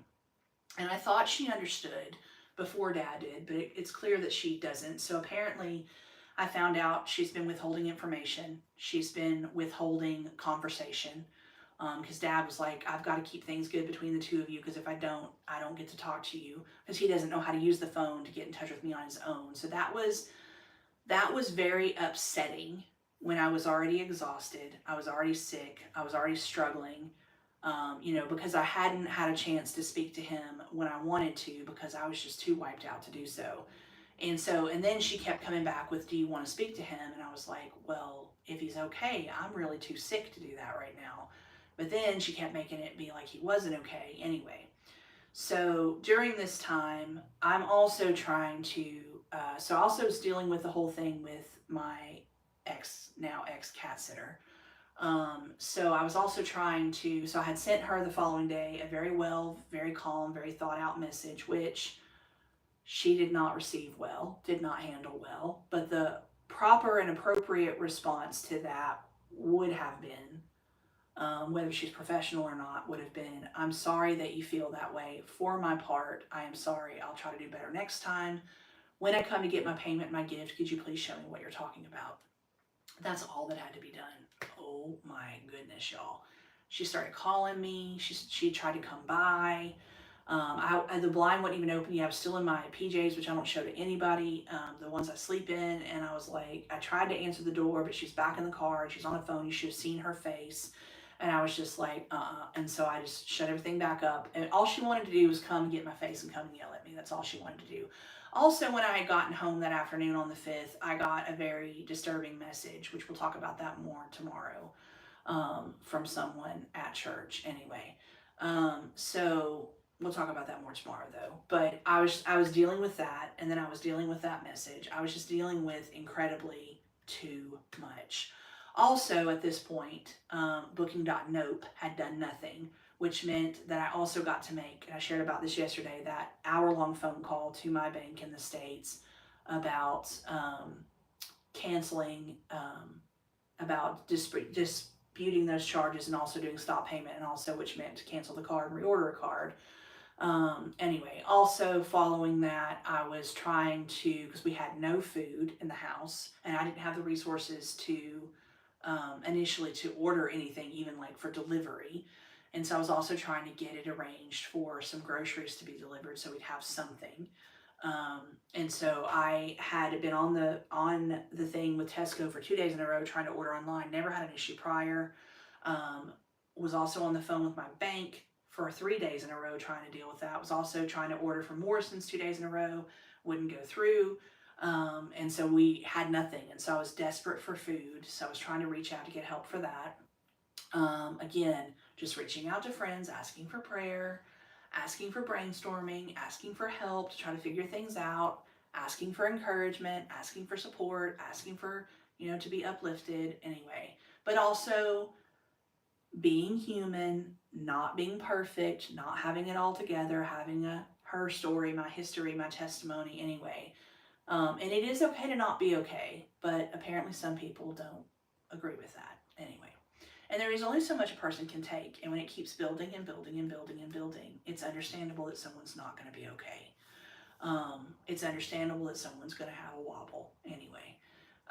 So it was just an incredibly rough time, but we will talk more tomorrow about, because, anyway, we'll talk more about that tomorrow. I eventually was trying to get a intervention set up with my ex-cat sitter to have a friend and myself and herself present, but that friend was like, I don't think this is going to go over well. She said, let me just get your keys and let me just get her paid. You can pay me back and get your keys. And then I was like, I want to make sure, because she had sensitive information on her phone. So I was like, I want to make sure it's all deleted. And anything to do with us is deleted off her phone. So she watched her delete it all. Anyway, she got my keys back. She got her paid. I since, thanks be to Abba and his provision, have been able to get her paid back and get my keys back. But now we need another cat sitter. And Lord willing, this time we need a professional, because I just can't keep going through this. It's hard on the girls, but it's also hard on me. But we have trips coming up, and also I need one on file anyway, because if something were to happen with Dad, not that I want it to, but if it were truly to happen, then I would need to be able to go. Now, I don't want to think about booking that ticket, because a last minute ticket from here to there is ridiculously expensive. That's another thing I don't think people realize, is how much it costs to fly back and then to fly back again. But anyway, which is another reason why we've been asking for donations, so that we would have them just in case we have that situation come up, so that I could travel for that, because part of what I've been called to do does have to do with traveling. So anyway, so that was just a snippet of what I was dealing with. There would be more things. There was getting stuck in Belfast. There was being exhausted. There was being sick myself. Also woke up on that Saturday morning and I couldn't smell anything and I was freaking out. And then I found out that a friend had been diagnosed with COVID, but nobody bothered to tell me, which was not okay, because I was in such proximity to that person. I should have been notified immediately. That also was not okay, but thankfully my smell did come back. Never lost my taste. I did do a test. Thank God I tested negative. I was also dealing with, is my dad dead? Is my dad dying? I was also dealing with everything going on with the bank. I was also dealing with not being able to get food. I was also in desperate need of food, and for someone to come and help with that. I was also dealing with, again, that message I got when I got back from the church. I was also dealing with messages from friends on WhatsApp, which were not the greatest messages at all. And then, which we'll talk about more tomorrow. And then I was also dealing with the loss of my Auntie Joyce as well, on top of everything else. And that's just a few highlights of what I was dealing with, which is just one of those things would have been too much for one person. Just a few of those things, too much for one person, but all of those things, way too much for one person. So anyway, we'll talk about that tomorrow though, because tomorrow's teaching at 1 is on community and how brothers and sisters in Christ should handle disputes among themselves. And then when we conclude tomorrow's video, I'll tell you about what we're going to talk about on live on Thursday. So anyway, that is Belfast, Ireland, an overview. And if you have not been, I highly, highly, highly recommend it. Thanks be to Abba for not only my callings, but my calling locations, because he called me initially specifically to Cardiff, Wales, UK, and said, I'm going to send you out all over UK, Europe, and the world. But he called me to be an evangelist and to plant churches, and I am doing my best to be obedient to that. But the cool part is, like I said, I get to travel, and I'm super stoked about that because personally, I would love to see all of England, all of Wales, all of Ireland, all of Scotland, and of course, I would love to see Europe, and who doesn't want to see the rest of the world? Like, honestly. So, I'm super, super stoked about that. So, there will be other trips coming up. I probably will tell you about them after the fact just for safety. But yeah, I'm super, super stoked. As a matter of fact, while I was on the Belfast trip in Ireland, I was, and this was Abba's idea, I was planning a trip to go to Liverpool, which was another port of call for RMS Titanic, from what would have been the 20th July through the 24th July. However, at that time I did have a pet sitter, but then I didn't know I was going to lose my cat sitter, so I ended up not being able to find a cat sitter. I had an issue with laundry because I had a friend who was going to do it when I got back, and then she wasn't able to for things we'll talk about tomorrow, and then also the other issue was, oh yeah, I was thinking, what was the other issue? I was trying to get them to move my beauty appointment up, but they couldn't move it anywhere and had to keep on the 24th, because I wouldn't be able to be seeing again until August, and I was already way overdue because I had pushed it back so that we could do the Belfast trip, because an evangelism trip is more important than beauty. So anyway, so I was like, ugh. So, but one of the reasons they have a little card in the Titanic Hotel in Belfast at their sister hotels, and I kept looking at it and looking at it, and I was like, I really need to research this. Well, I had to laugh because the only other one I could stay at would be the one in Liverpool, the Titanic Hotel in Liverpool, because the rest of them honestly are just outside of my price range. And I was like, wow, that looks lovely, but and so but when I pulled up for the Titanic Hotel Liverpool, just straight, no booking.nope, they had about what was going on, and there was Beyond Van Gogh. And I was like, oh, because I have been trying to do this Van Gogh experience since before I came across the pond, but unfortunately my family wasn't interested. And of course, at that point, I was waiting on other people to do things. I don't do that anymore, but I was just, because I had to learn my lesson like 3 times in a row the really hard way. And so I was like, wow. And so I was like, oh, but it was only until the 24th. Well, I was like, oh, so I was like, and then I couldn't do the trip. And I was like, oh, and I was like, but he's like, you could go do a day trip. And so I took a couple of days off social media, and I took a couple of days off all communications because things just got to be too much. And I needed a break from all of it. And I really needed that break of that trip anyway, but I didn't get to take the full trip. But anyway, he's like, you could take a day trip into Liverpool and go see this Van Gogh experience, and you could have some breakfast, you could have some lunch, you could have some dinner, you could go, walk around and check things out and get an idea for the next time. And I was like, okay, cool. So I did that. It was epic. I'm very incredibly thankful that I did. And then the next day I was in Bridgend, which was lovely because I hadn't been there in ages, and I hadn't seen my people where I get my hair done and my beauty done, which is Ultimate Beauty in Bridgend. And shout out to Abby and Jay and the team at Ultimate anyway. So that was lovely. And I was going to go see Deadpool and Wolverine that day, but they didn't open until 1 minute after midnight. And I was like, and I knew by the time I got back, I was not going to want to get back out. And so I was just like, nope. So yeah, so that was lovely to be able to go get that done. Since then, I have gone to do the weekly shop. I think it was Catterday. Yeah, it was Catterday. I took a friend, or was it the Sabbath? I'm trying to remember. Anyway, I took a friend to Cardiff, and we went and had a lovely time and did the weekly shop and got that all sorted and got it all back and got it all put away. So Abba is good. And yes, everything is taken care of, in case you're wondering.